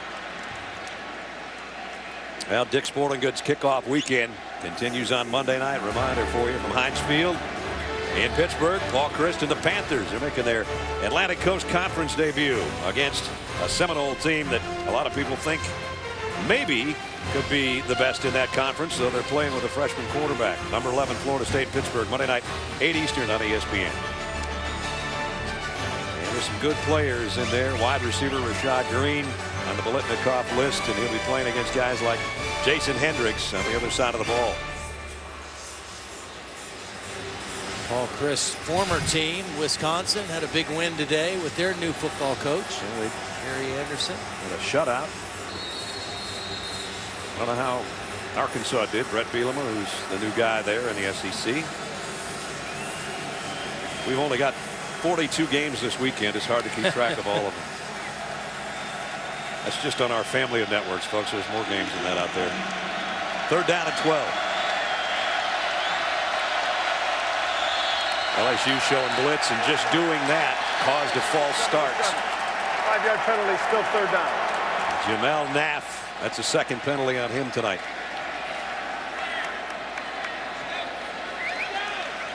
LSU hasn't blitzed much, but they just brought some extra guys up there, and number 77 couldn't hold on with that 325 pounds.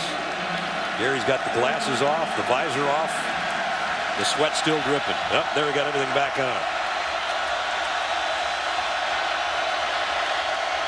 3rd and a bunch from near the goal line. Boykin down the sideline. What a throw. And complete. Josh Dotson. That had to be exactly where it was, or it would have been out of bounds or incomplete or intercepted. Dotson is a transfer from Wyoming. Beautiful throw right over Jalen Collins. Can't throw it any better. You know, a safety's coming over the top to help. And Collins is a big corner at 6'2". That was a beautiful throw. It was. And the first big chunk play that TCU has gotten from their passing game. They needed 17 on 3rd down, and they got 35. Offense number 74. 5-yard penalty, still 1st down. And Vaitai picks up his 2nd penalty on that right tackle spot. So just when they get a big gainer, they come back the other way 5 yards. Alapulavati Vaitai, they're big, they just call him Big V. And the 6'6", 310-pounder, the right tackle. 3rd penalty on this drive for TCU, though. You've got to eliminate those, or you're never going to beat a team like LSU.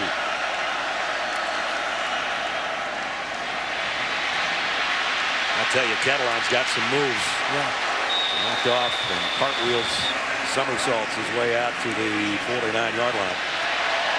And now a little jawing going on between those two guys. He's shifting. You know, he keeps his feet moving. He got good hip movement. And he uses that stiff arm pretty well. The other thing that Boykin gives you is not just design quarterback runs, but if the protection breaks down and he can extend the play by scrambling, he can still throw on the move. Boykin over the middle. That should have been caught by Deontay Gray. Dropped it. B.J. Welter, one of the linebackers, made sure he didn't hold on to it, but that could have easily been a 1st down, and that's 3rd down and 4. The coaches told us the other day about Boykin that, you know, when he was thrust into the position last year, there was no real backup. They had to take a wide receiver and make a backup quarterback. So he really didn't have to compete week in and week out. But then when Casey came back, it was heavy competition, and it made him better. He really really responded to that in a positive way. Big third down. And he'll try to do it with his legs, and he's not going to get away from Ego Ferguson, who's had a big game. He had one roughing the passer penalty, but everything else been pretty positive for big number 9.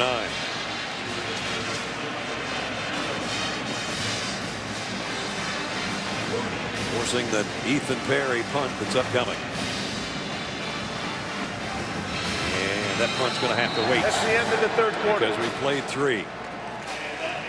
Unless TCU can start to slow down LSU's ground game, they've got 15 minutes to do something about it. At the end of the third quarter, number 12 LSU leading number 20 TCU 30-17.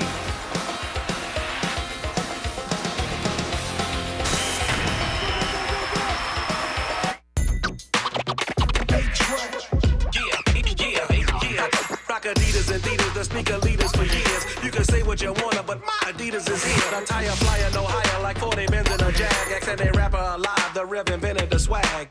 After reaching his goal of becoming a top-tier QB with super sick moves, Colin Kaepernick turns his focus to rad play calling, strengthening a whole new muscle, his mouth muscle. Hot route, motion right. His physical prowess, coupled with his commanding voice, Quick pass. has made him unstoppable in Madden. It's also led to excessive Kaepernicking. Madden NFL 25 with Connect voice commands. Rated E for everyone. EA Sports. It's in the game. Official game console of the NFL. Chicken for a buck. Huh. Wendy's Monterey Ranch. Also a buck. Winner. It's back. Wendy's Monterey Ranch Crispy Chicken. Crispy and delicious. Now just 99 cents. Now that's better. Discover card. I asked my husband to pay our bill, and he forgot. You have the IT card, and it's your first time making a payment, so there's no late fee. Really? Yep. Is your husband off the hook? No. He went out for milk last week and came back with a puppy. Hold it. At Discover, we treat you like you'd treat you. Get the IT card with late payment forgiveness. There once was a hungry road that wouldn't let drivers get very far. It wore out their tires, forcing them to buy new ones time and time again. Then along came the Michelin Man who proved the right tire changes everything. With long-lasting tires in place, those drivers were back on the road to saving money. Drive longer with the Michelin Defender tire, backed by a 90,000-mile limited warranty.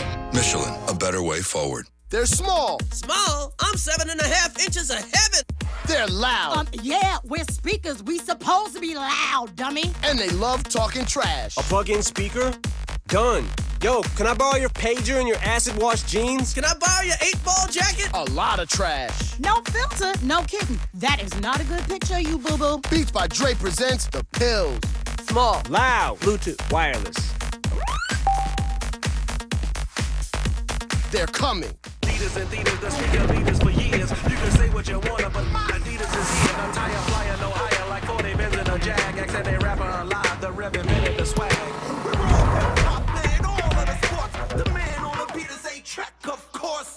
Oberman, weeknights at 11 on ESPN2.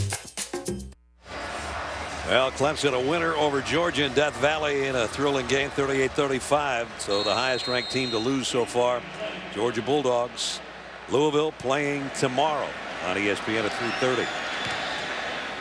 This kick an end over end knuckleball, and it takes the great bounce that he was looking for and down to near the 1-yard line. Perfect kick as we check in with Reese Davis. Reese? Brad, I want to show you how that Georgia-Clemson game ended. Georgia was rallying furiously. Aaron Murray went in to score, didn't get the onside kick. A huge play in this game, not to be forgotten. Georgia had an extra point range field goal, and they fumbled the snap on it during the second half. Difference in the game, 3 points. Wow. Georgia didn't have their regular kicker either. They missed the game under suspension, but if it was a bad snap, it might not have been any problem of his. But you got to have all three of those facets. Snap, the hold, the kick, and they didn't get the chance for the kick. So 3-point win for Clemson. That's a big win for the ACC. Yes. Copeland trying to get it away from the shadow of the goal line and really got back only the line of scrimmage. And that was a huge punt, and where it was down for TCU, because we're at the point in the game where this TCU defense looked like they were starting to get a little bit worn down by this big LSU offensive line and tackling these backs. but now pinning them all the way down on the 1-yard line, it'll force LSU to be a little bit conservative. And if they can get a 3-and-out here, which they've only had one the whole game so far, they get great field position back for their offense. Mettenberger trying to draw him off sides. And the play goes on. Now the flag does fly in. Well, that's smart by Zach Mettenberger. That's really smart. I mean, you know you're going to be conservative here. Take a chance with your snap count. See if you can get a free 5 yards. And Davian Pearson. Offside, defense, number 57. 5 yards from the previous spot. Still second down. I mean, he's listening to the quarterback instead of looking at the football. That's the 9th TCU penalty as well. So now they get a free 5 yards and a little more room to breathe down there.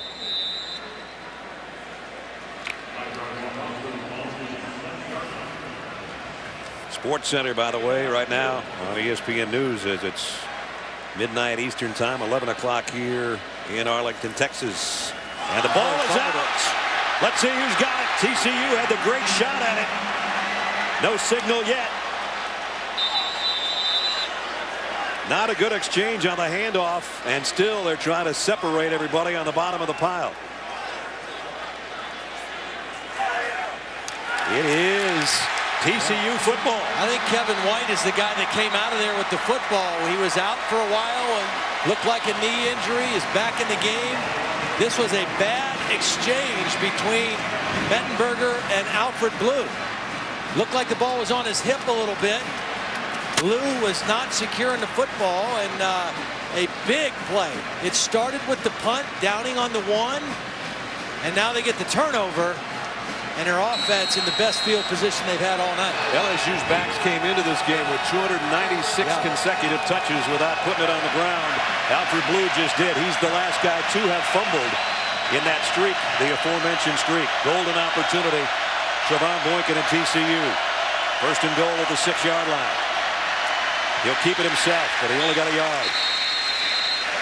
Well, that was played well by Roscoe. I mean, he kind of had both responsibilities. He read the quarterback and then quickly dove in and tripped him up. And he was in position to guard the back and the quarterback. He just showed the quickness of the defensive end, Roscoe. Second down and goal, 13:20, and the clock rolling at the LSU 5-yard line. Trying to take advantage of the turnover. Low snap, rides it to James, gave it to James. James for the touchdown.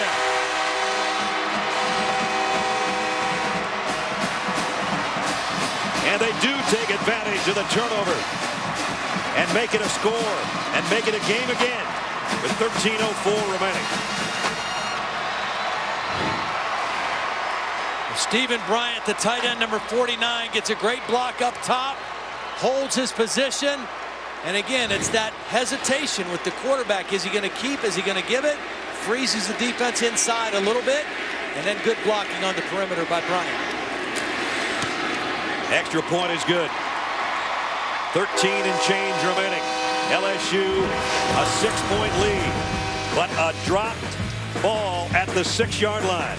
Their first turnover. And 2 plays later, a good exchange from quarterback to tailback. Wayman James for the touchdown.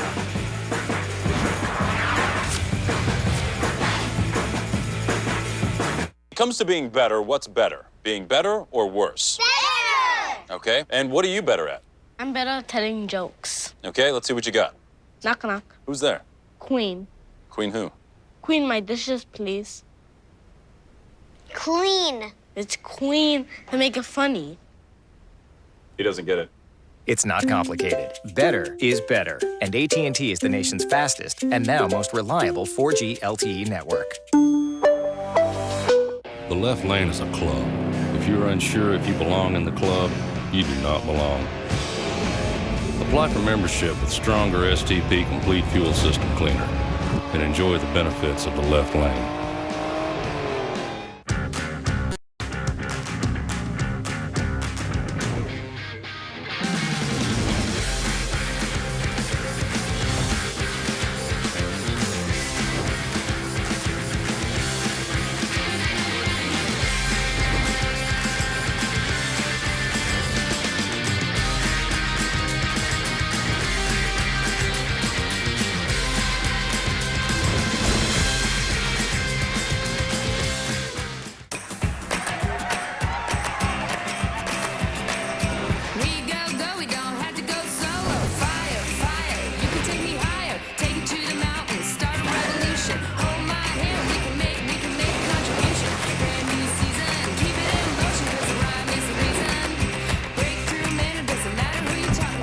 redesigned for whatever you love to do.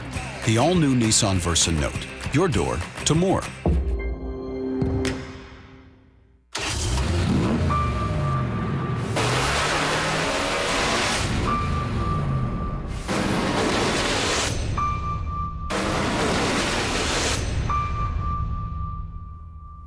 Tomorrow night, the NASCAR Sprint Cup Series heats up Atlanta in prime time. The drama heightens with only 2 races left to lock up a spot in the race to the chase. Atlanta, tomorrow at 7 on ESPN, presented by Pennzoil. ESPN's college football primetime presented by Hampton Hotels. Good one brewing here with 13 minutes and 4 seconds remaining. Todd, take us through what that 2-play drive looked like. Well, the guy you want to make miss is that guy right there, Jamaria Roscoe. And watch the first down play. He kind of baits Boykin to keep the ball, and then he slides back in to make the tackle. So the very next play, they do the same thing. Make that guy be wrong. Make him hesitate. This time he gives the ball to Catalan, and that little hesitation by Roscoe, not able to get out on the back, and that time they get the touchdown. And the kick. And it does make the end zone, so they'll bring it out to the 25. Reminder, only 2 races left until the chase for the Cup. Jimmy Johnson looking to hold on to his lead. On the rest of the field, competition heating up at Atlanta Motor Speedway tomorrow. NASCAR Sprint Cup Series in Atlanta tomorrow night, 7 o'clock Eastern on ESPN, and also live on Watch ESPN. Got a couple former champs there that kind of on the outside looking in too. Brad Keselowski, who won last year. 4-time champ Jeff Gordon. They both need either a win or a couple good finishes down the stretch here. They're going to be out of it. Good homework, brother. Yeah, bro. I got a little inside. I got an insider. I got an inside the track It's guy. probably one of those taste of the town joints you hang out at. First down at the 25. Play action. Mettenberger in trouble, and down he goes. Big play by Chris Hackett on a safety blitz.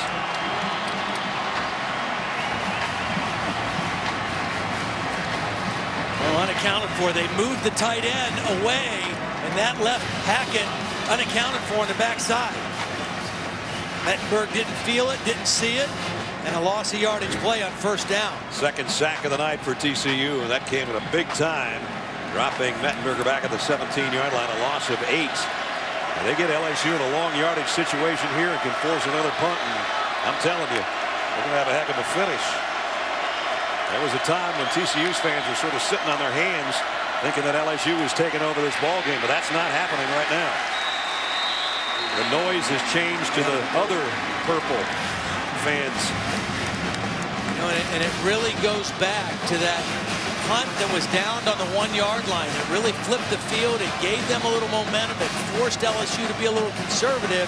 And all of a sudden now, we have a much different football game. And here is the 3rd and 15. And though Zach Mettenberger's got a big right arm, you don't want to make a mistake here.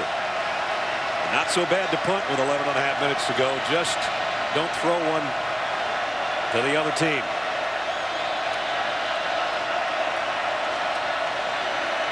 Mettenberger loads and going deep. And broken up by Kevin White again. Who else? Intended for Boone. Well, you know what happens when you have an All-American like Jason Verrett, who had 6 interceptions to lead the Big 12, led the Big 12 in passes defended. That means the guy on the other side usually gets worked on quite a bit. And Kevin White has more than ably held up his own on the other side. I mean, he has made several big-time plays tonight against these LSU receivers. You might find some people not coming his way in the next few weeks. Second straight drive without a first down for LSU. Fumbled the last one, and now here they are to punt. Brandon Carter says, everybody just get out of the way. That one's shanked. And TCU's going to have great field position. It's going to be on LSU's side of the 50. 48-yard line. Not a good punt. TCU with a short field and down 6 when we come back. Welcome aboard.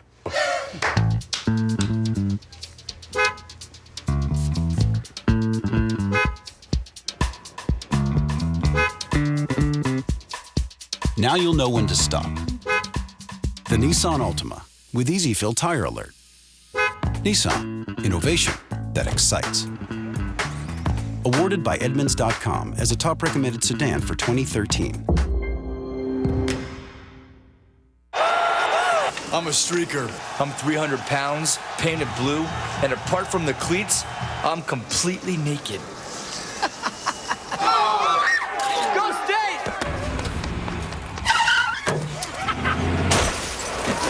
Oops. And if you've got cut rate insurance, they might not pay for this. So get Allstate. You can save cash and be better protected from mayhem, like me. Mayhem is everywhere. So get an Allstate agent. Are you in good hands? It's the summer closeout at Rainbow North Shore Buick GMC. Get $5,000 off the MSRP on new 2013 GMC Acadias. Get $5,000 off the MSRP on new 2013 Buick Enclaves. And new Buick LaCrosses for only $239 a month. Plus, come get introductory sale prices on the totally redesigned 2014 GMC Sierra. At Rainbow North Shore Buick GMC in Covington. Real people, real deals. At Charter, we wanted to do something special to say thank you to our customers. So we created Live It with Charter. It's a free rewards program that gives you points every month just for being a Charter customer. Points that you can exchange for all kinds of stuff, from electronics to sporting goods to family vacations, even cash. Don't miss out on getting the thanks you deserve. Sign up today at liveitwithcharter.com. College football, the 2013 Cowboys Classic is presented by Hampton Hotels. Feel the Hamptonality. And in part by Nissan, premier partner of the Heisman Trophy. And there's the Nissan Heisman House Tour here in Dallas at its debut stop. Everybody wants to get their picture taken with a Heisman Trophy that I've ever met. Second straight start in LSU territory for TCU, and Boykin comes up throwing. Back shoulder throw. Did he hold on the sideline? Going to be incomplete. Let's check in with Holly. During that last offensive series, defender Lamine Barrow of LSU made the entire defense get up off the bench, come over and get together for a chat. He's wearing number 18. That was assigned to him because it's a signifying of leadership, stewardship, and he was the one that got this defense together and said, hey, we've got to stop this momentum now. They know the game is on the line, trying to get a stop here on this series. And he started at number 18 in honor of Matt Mock, who led them to a title in 03, first one since 1958. That was Nick Saban's LSU title that year. Here's James. Very short game, got a couple. Anthony Johnson coming off the bottom of the pile. There's some good sportsmanship. Big guy giving a little guy a tap on the helmet and vice versa. Well, this is the biggest third down of the game for TCU. 4 wide receivers for Trevon Boykin. Snap again low in the shotgun. Scrambles to his left, running for his life. Going to try to get it with his feet, and did. Great run by Boykin. First down. And in today's world of college football, if you don't have an NFL caliber quarterback, a pocket guy who's an accurate thrower all the time, you better have a mobile guy, because defenses are too good and linemen are too physical and fast, and you better have a guy who can extend plays, and that's exactly what Boykin did there for a first down. Trevon needed 8, he got 9, and now he throws it on a crossing route inside the 30, complete, and that's the freshman Slanina out of East Bernard, Texas. Freshman they like a lot, and they're going to move the sticks again. It's just the threat that Boykin presents to the LSU defense. That's why the field is opening up a little bit for him. And they've said first down. They didn't get a first down, and they don't on that play either. It's going to bring up a third down and a long 2. Daniil Hunter made the stop from his defensive end spot, and he's a Texas native too, out of Katy, Texas.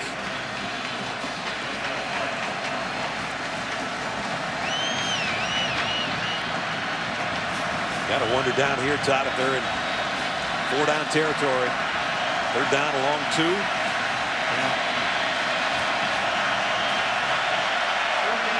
Under 10 minutes to go.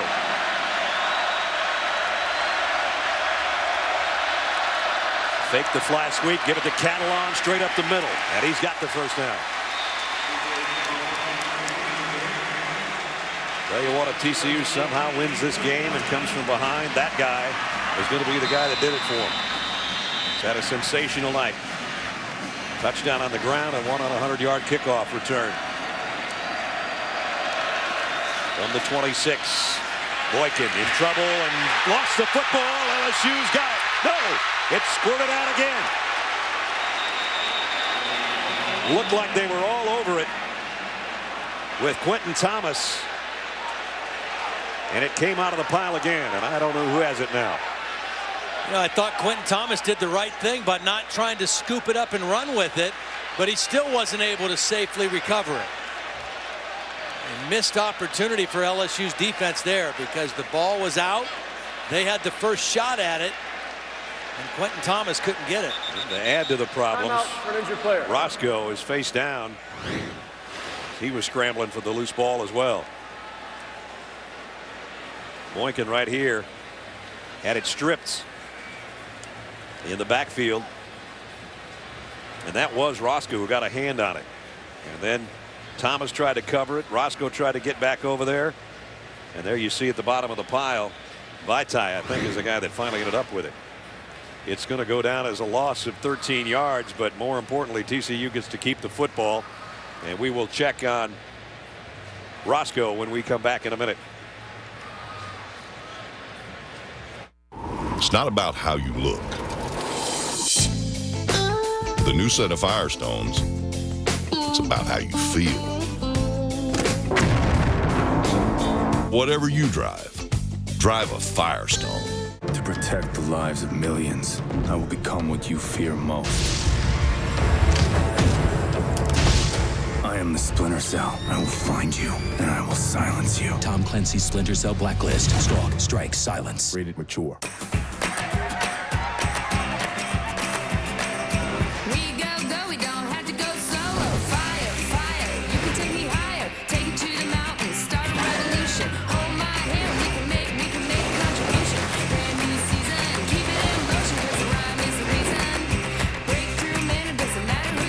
Completely redesigned for whatever you love to do. The all-new Nissan Versa Note. Your door to more.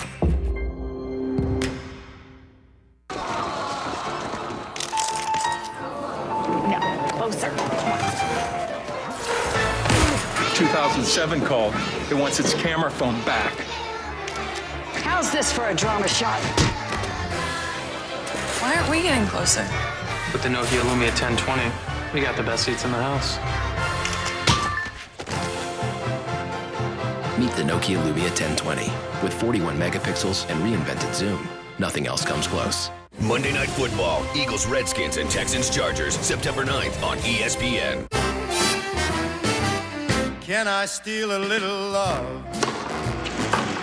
Cool me, honey, I'm on fire. Tennis all day and all night. The U.S. Open Round of 16, Monday at 7 on ESPN2.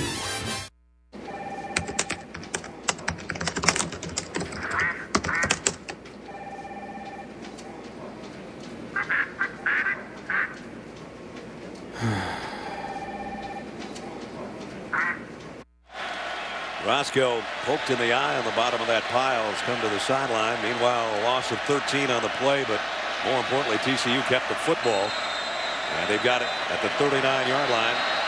It's second down and 23. Play action. Boykin wants to throw back the other way, scrambling for his life, trying to run away from Johnson. Got away from him, and he goes all the way to the 32-yard line. So he got a decent gain out of it. Picked up 7. And Johnson hurt now. And he's going to take a knee. He was giving chase on Trevon Boykin. Officials timeout for an injured player. And that's 2 starting defensive linemen in back-to-back plays that have hit the deck for LSU. You know, when I was over there on Wednesday, he did not practice, had a little bit of an elbow issue. I think they were mainly just giving him a day off. It had a really good camp, really worked hard. John Chavis said he had an excellent camp, got that weight down. I think he's just really tired at the end of this play, quite frankly. I mean, that was a lot of running for him to do. Yep. He landed a little awkward on the ground. John Chavis also told us he didn't know if he'd ever had a defensive lineman work harder on a snap-to-snap and day-to-day basis than number 90 has. Yeah, it is his left shoulder. And that would be a huge loss if that was anything serious. Meanwhile, you can see the left eye of Roscoe's kind of swollen and red.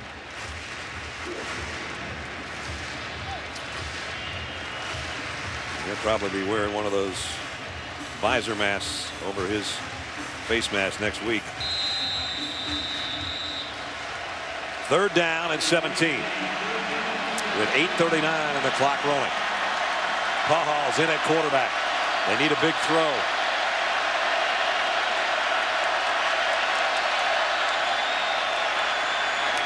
You got him a crossing route to Catalan, but he's not going to get there. It's going to be 4th down and 5 or 6. They're into field goal range with that throw. Oberkrom has hit from 53. Oberkrom has hit from 53 last year in his freshman season. So this is well within his range, but does Gary Patterson want more? Yeah, they'll come out and try to make it a 3-point game.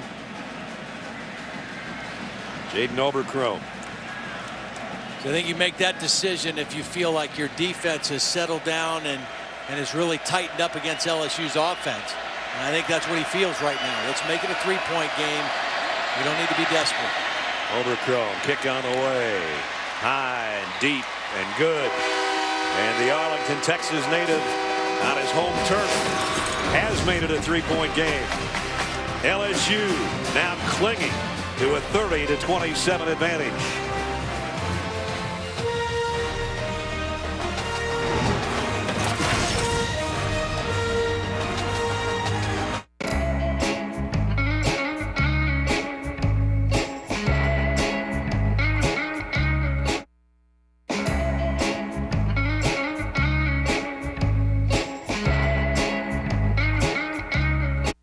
What does a man who spent the last 16 years of his life wearing a helmet know about great hair?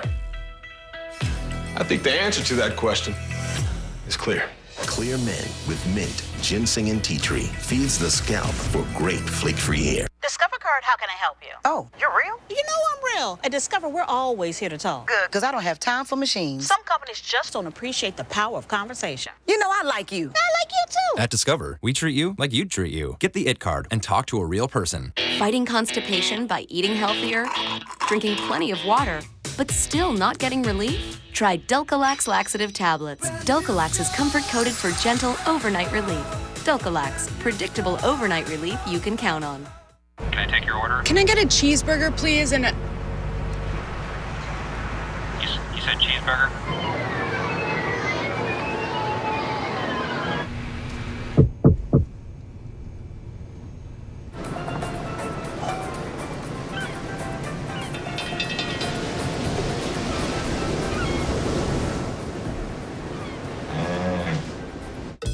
For breakfast, try our tasty chicken biscuit.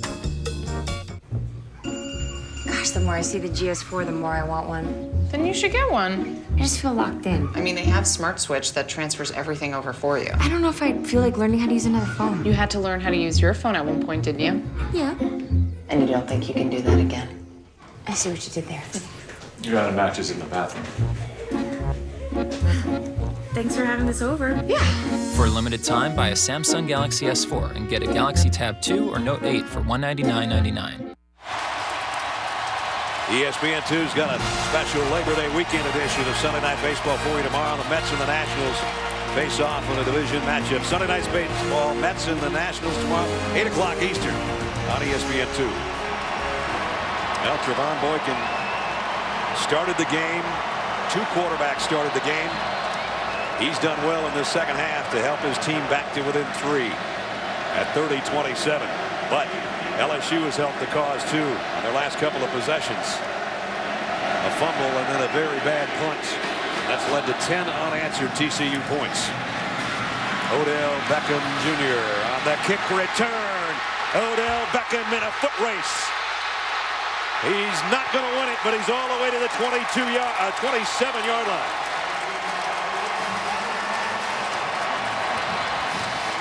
You can almost feel that coming from him. 75 yards. Well, this TCU kick coverage team has the nation's longest streak of games without giving up a kickoff return for a touchdown. That was in jeopardy there for a few moments. But nonetheless, a big boost for LSU when they needed it. They've had bad field position. They've turned the ball over. And now their special teams have given them a gift wrap situation here with field position. The gift wraps at the 25-yard line. With a 3-point lead and 7:24 remaining. Out comes Zach Mettenberger and company. At the TCU 25. McGee's the tailback. He gets the call. Almost looked like he lost the handle for a second, but no gain on the play. I mentioned LSU. The reason this is only a 3-point game, they fumbled first time in the last 332 rushes. Out Blue put it on the ground in a bad exchange from Mettenberger. And then 3 plays, -5 yards. Got that short punt. That led to a field goal. So 10 straight points for the Horned Frogs. And Davion Pearson is the TCU player that's on the turf. Please reset the game clock to 7:08.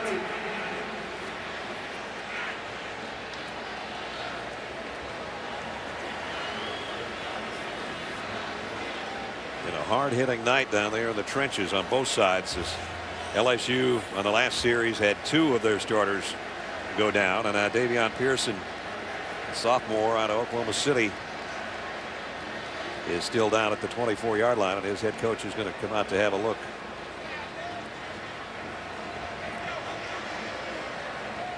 Gary Patterson, who's built this program into national power. They're not that far removed from that 13-0 season when they won the Rose Bowl. And that was a big boost for them. And now this is not their home stadium, obviously. This is where the Cowboys play. But I tell you what, their renovated home on their campus is gorgeous. Yes, sir. John Lewis will come in and take Davion Pearson's spot on the defensive front for TCU. Meanwhile, LSU has a 2nd down and 10. Trying to take advantage of Odell Beckham Jr.'s long kickoff return. But they definitely are thinking, let's get 7 and have a 10-point lead. Because a field goal still leaves the door open for TCU to win with a touchdown.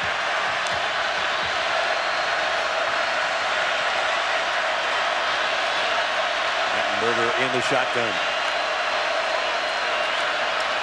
McGee on the carry, follows his blockers nicely and got it down to the 20.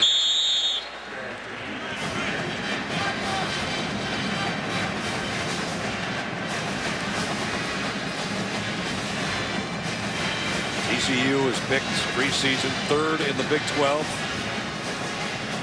LSU, most people's opinion, or the preseason choices, picked 3rd in the SEC West. 3rd down and 5.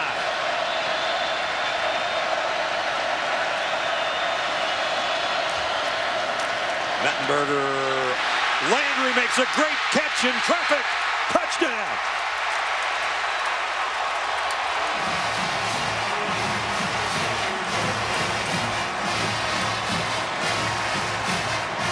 I don't know if Zach Mettenberger did this on purpose, but he kind of threw it to the back arm of Landry. Sam Carter was in perfect position to cover this if the ball is thrown where you expect it to be thrown. But the ball was thrown not a back shoulder throw, but a back arm throw.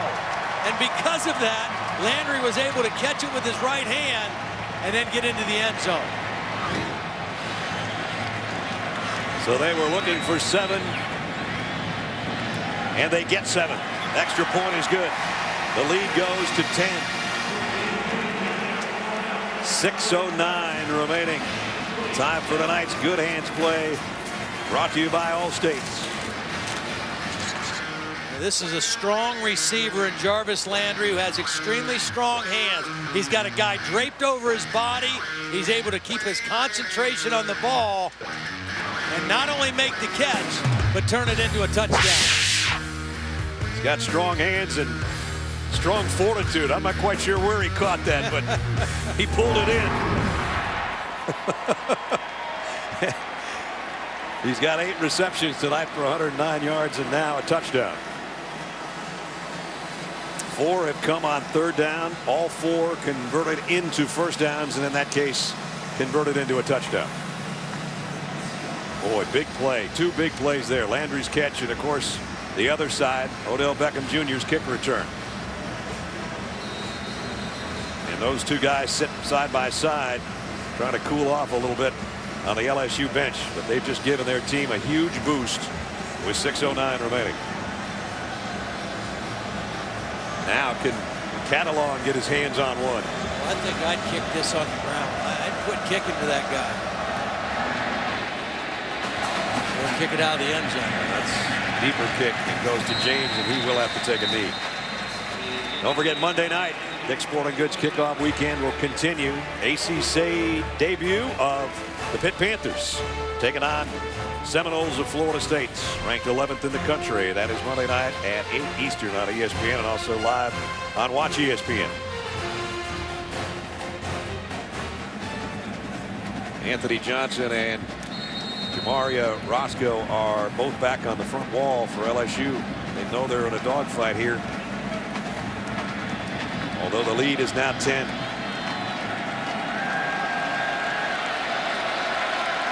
And he's Boykin at quarterback.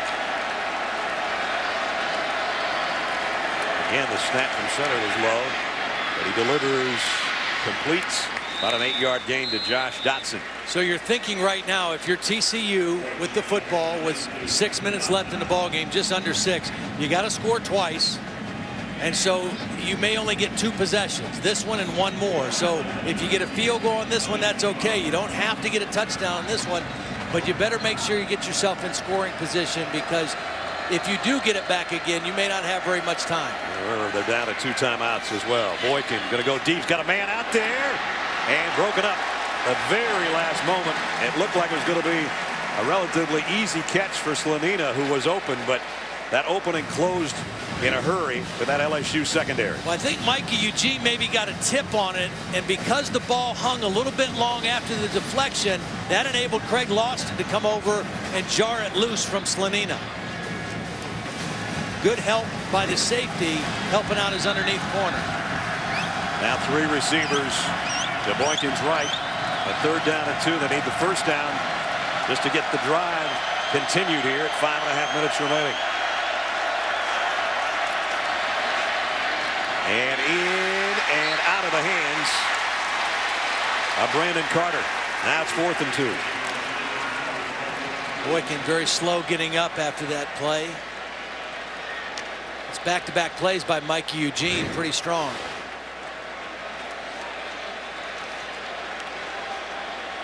And Boykin hit the side of the knee a little bit at the end of the play. And on 4th down, they're going to have to punt.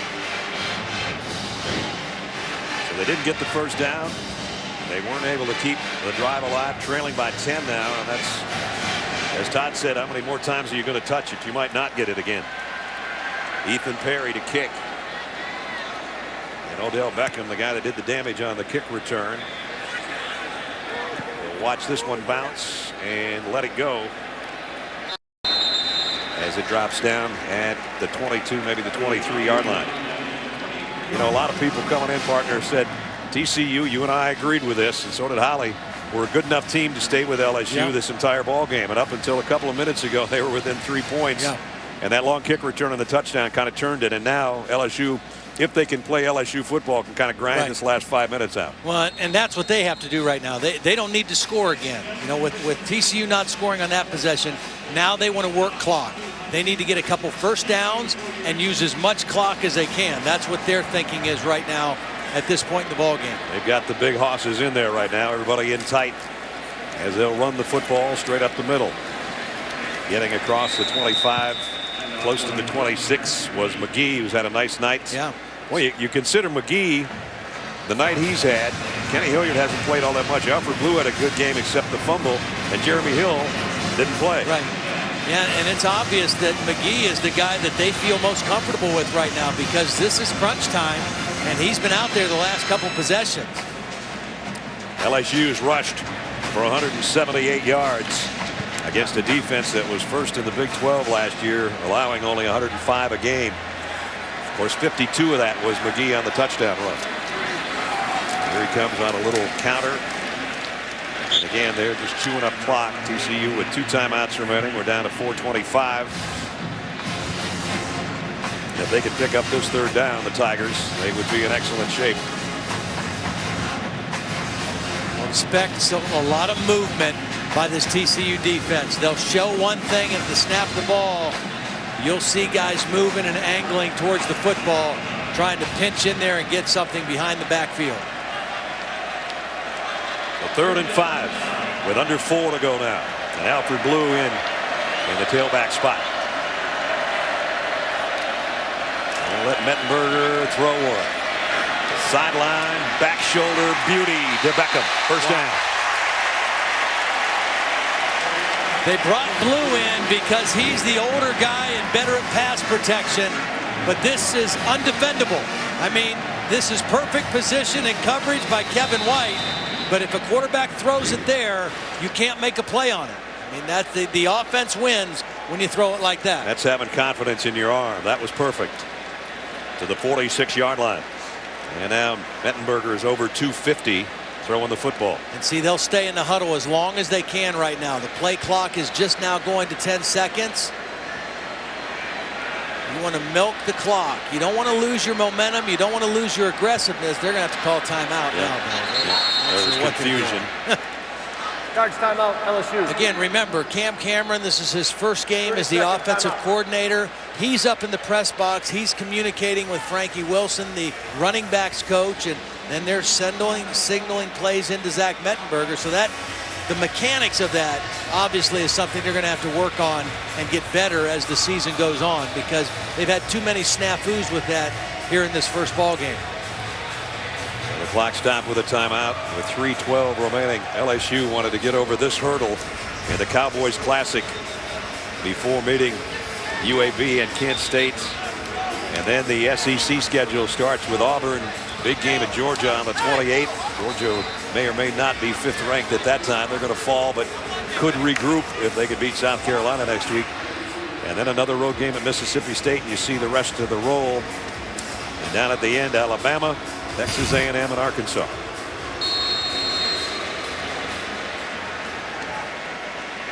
And this one would be a nice way to start the season for LSU. And Alfred Blue just pushing his blockers on the backside to help him through. And a 13-yard pickup again.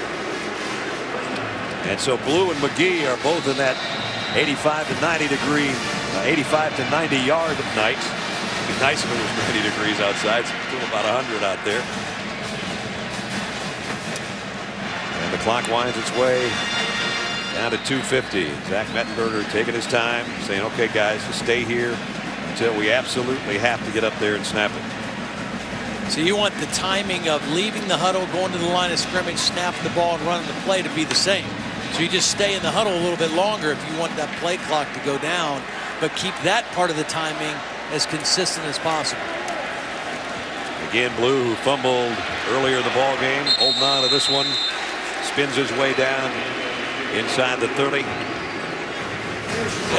I know that a lot of people and writers and reporters have said that LSU would be the 3rd team in the SEC West this year. I don't agree with that. I think they're still the 2nd best team along with Alabama. I think they're better than Texas A&M. They beat A&M last year in College Station. They get them at home this year. And that's later in the year. I just think defensively, you know, as these younger guys and inexperienced guys play a little bit longer, this is going to be another outstanding LSU defense before pretty long. A&M gave up 31 points today, too. Their defense. Fullback, Neighbors straight ahead. And TCU is going to take one here. Second timeout, 30 seconds. They're down to one timeout with 1:38 to go.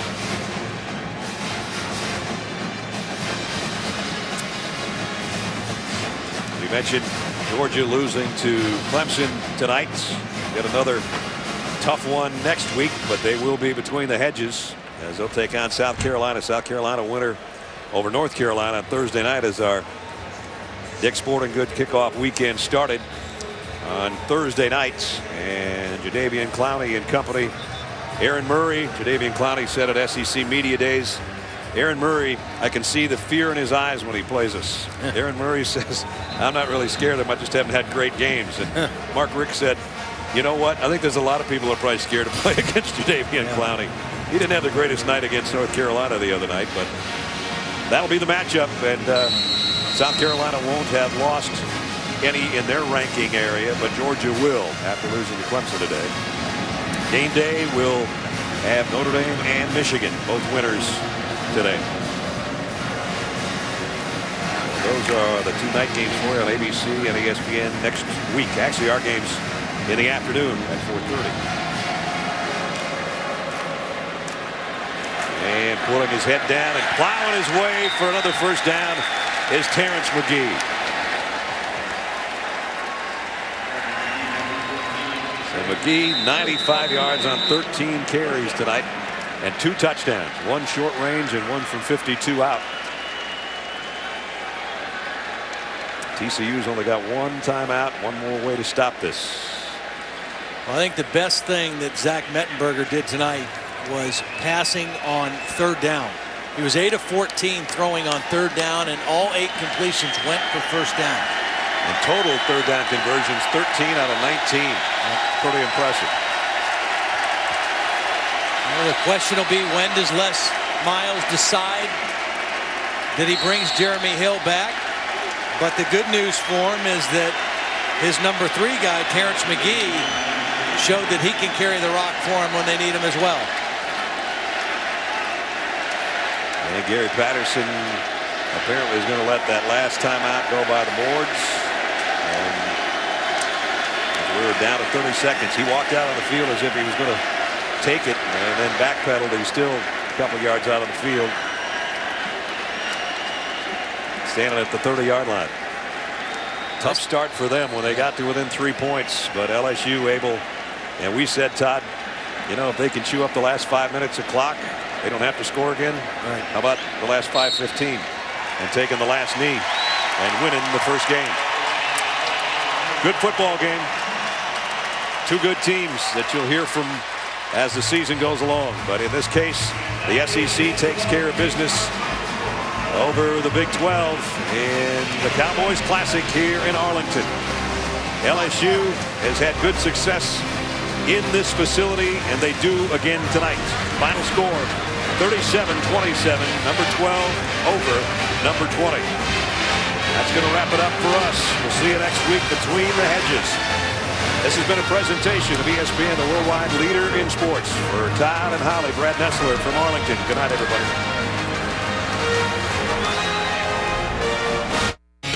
This is SportsCenter.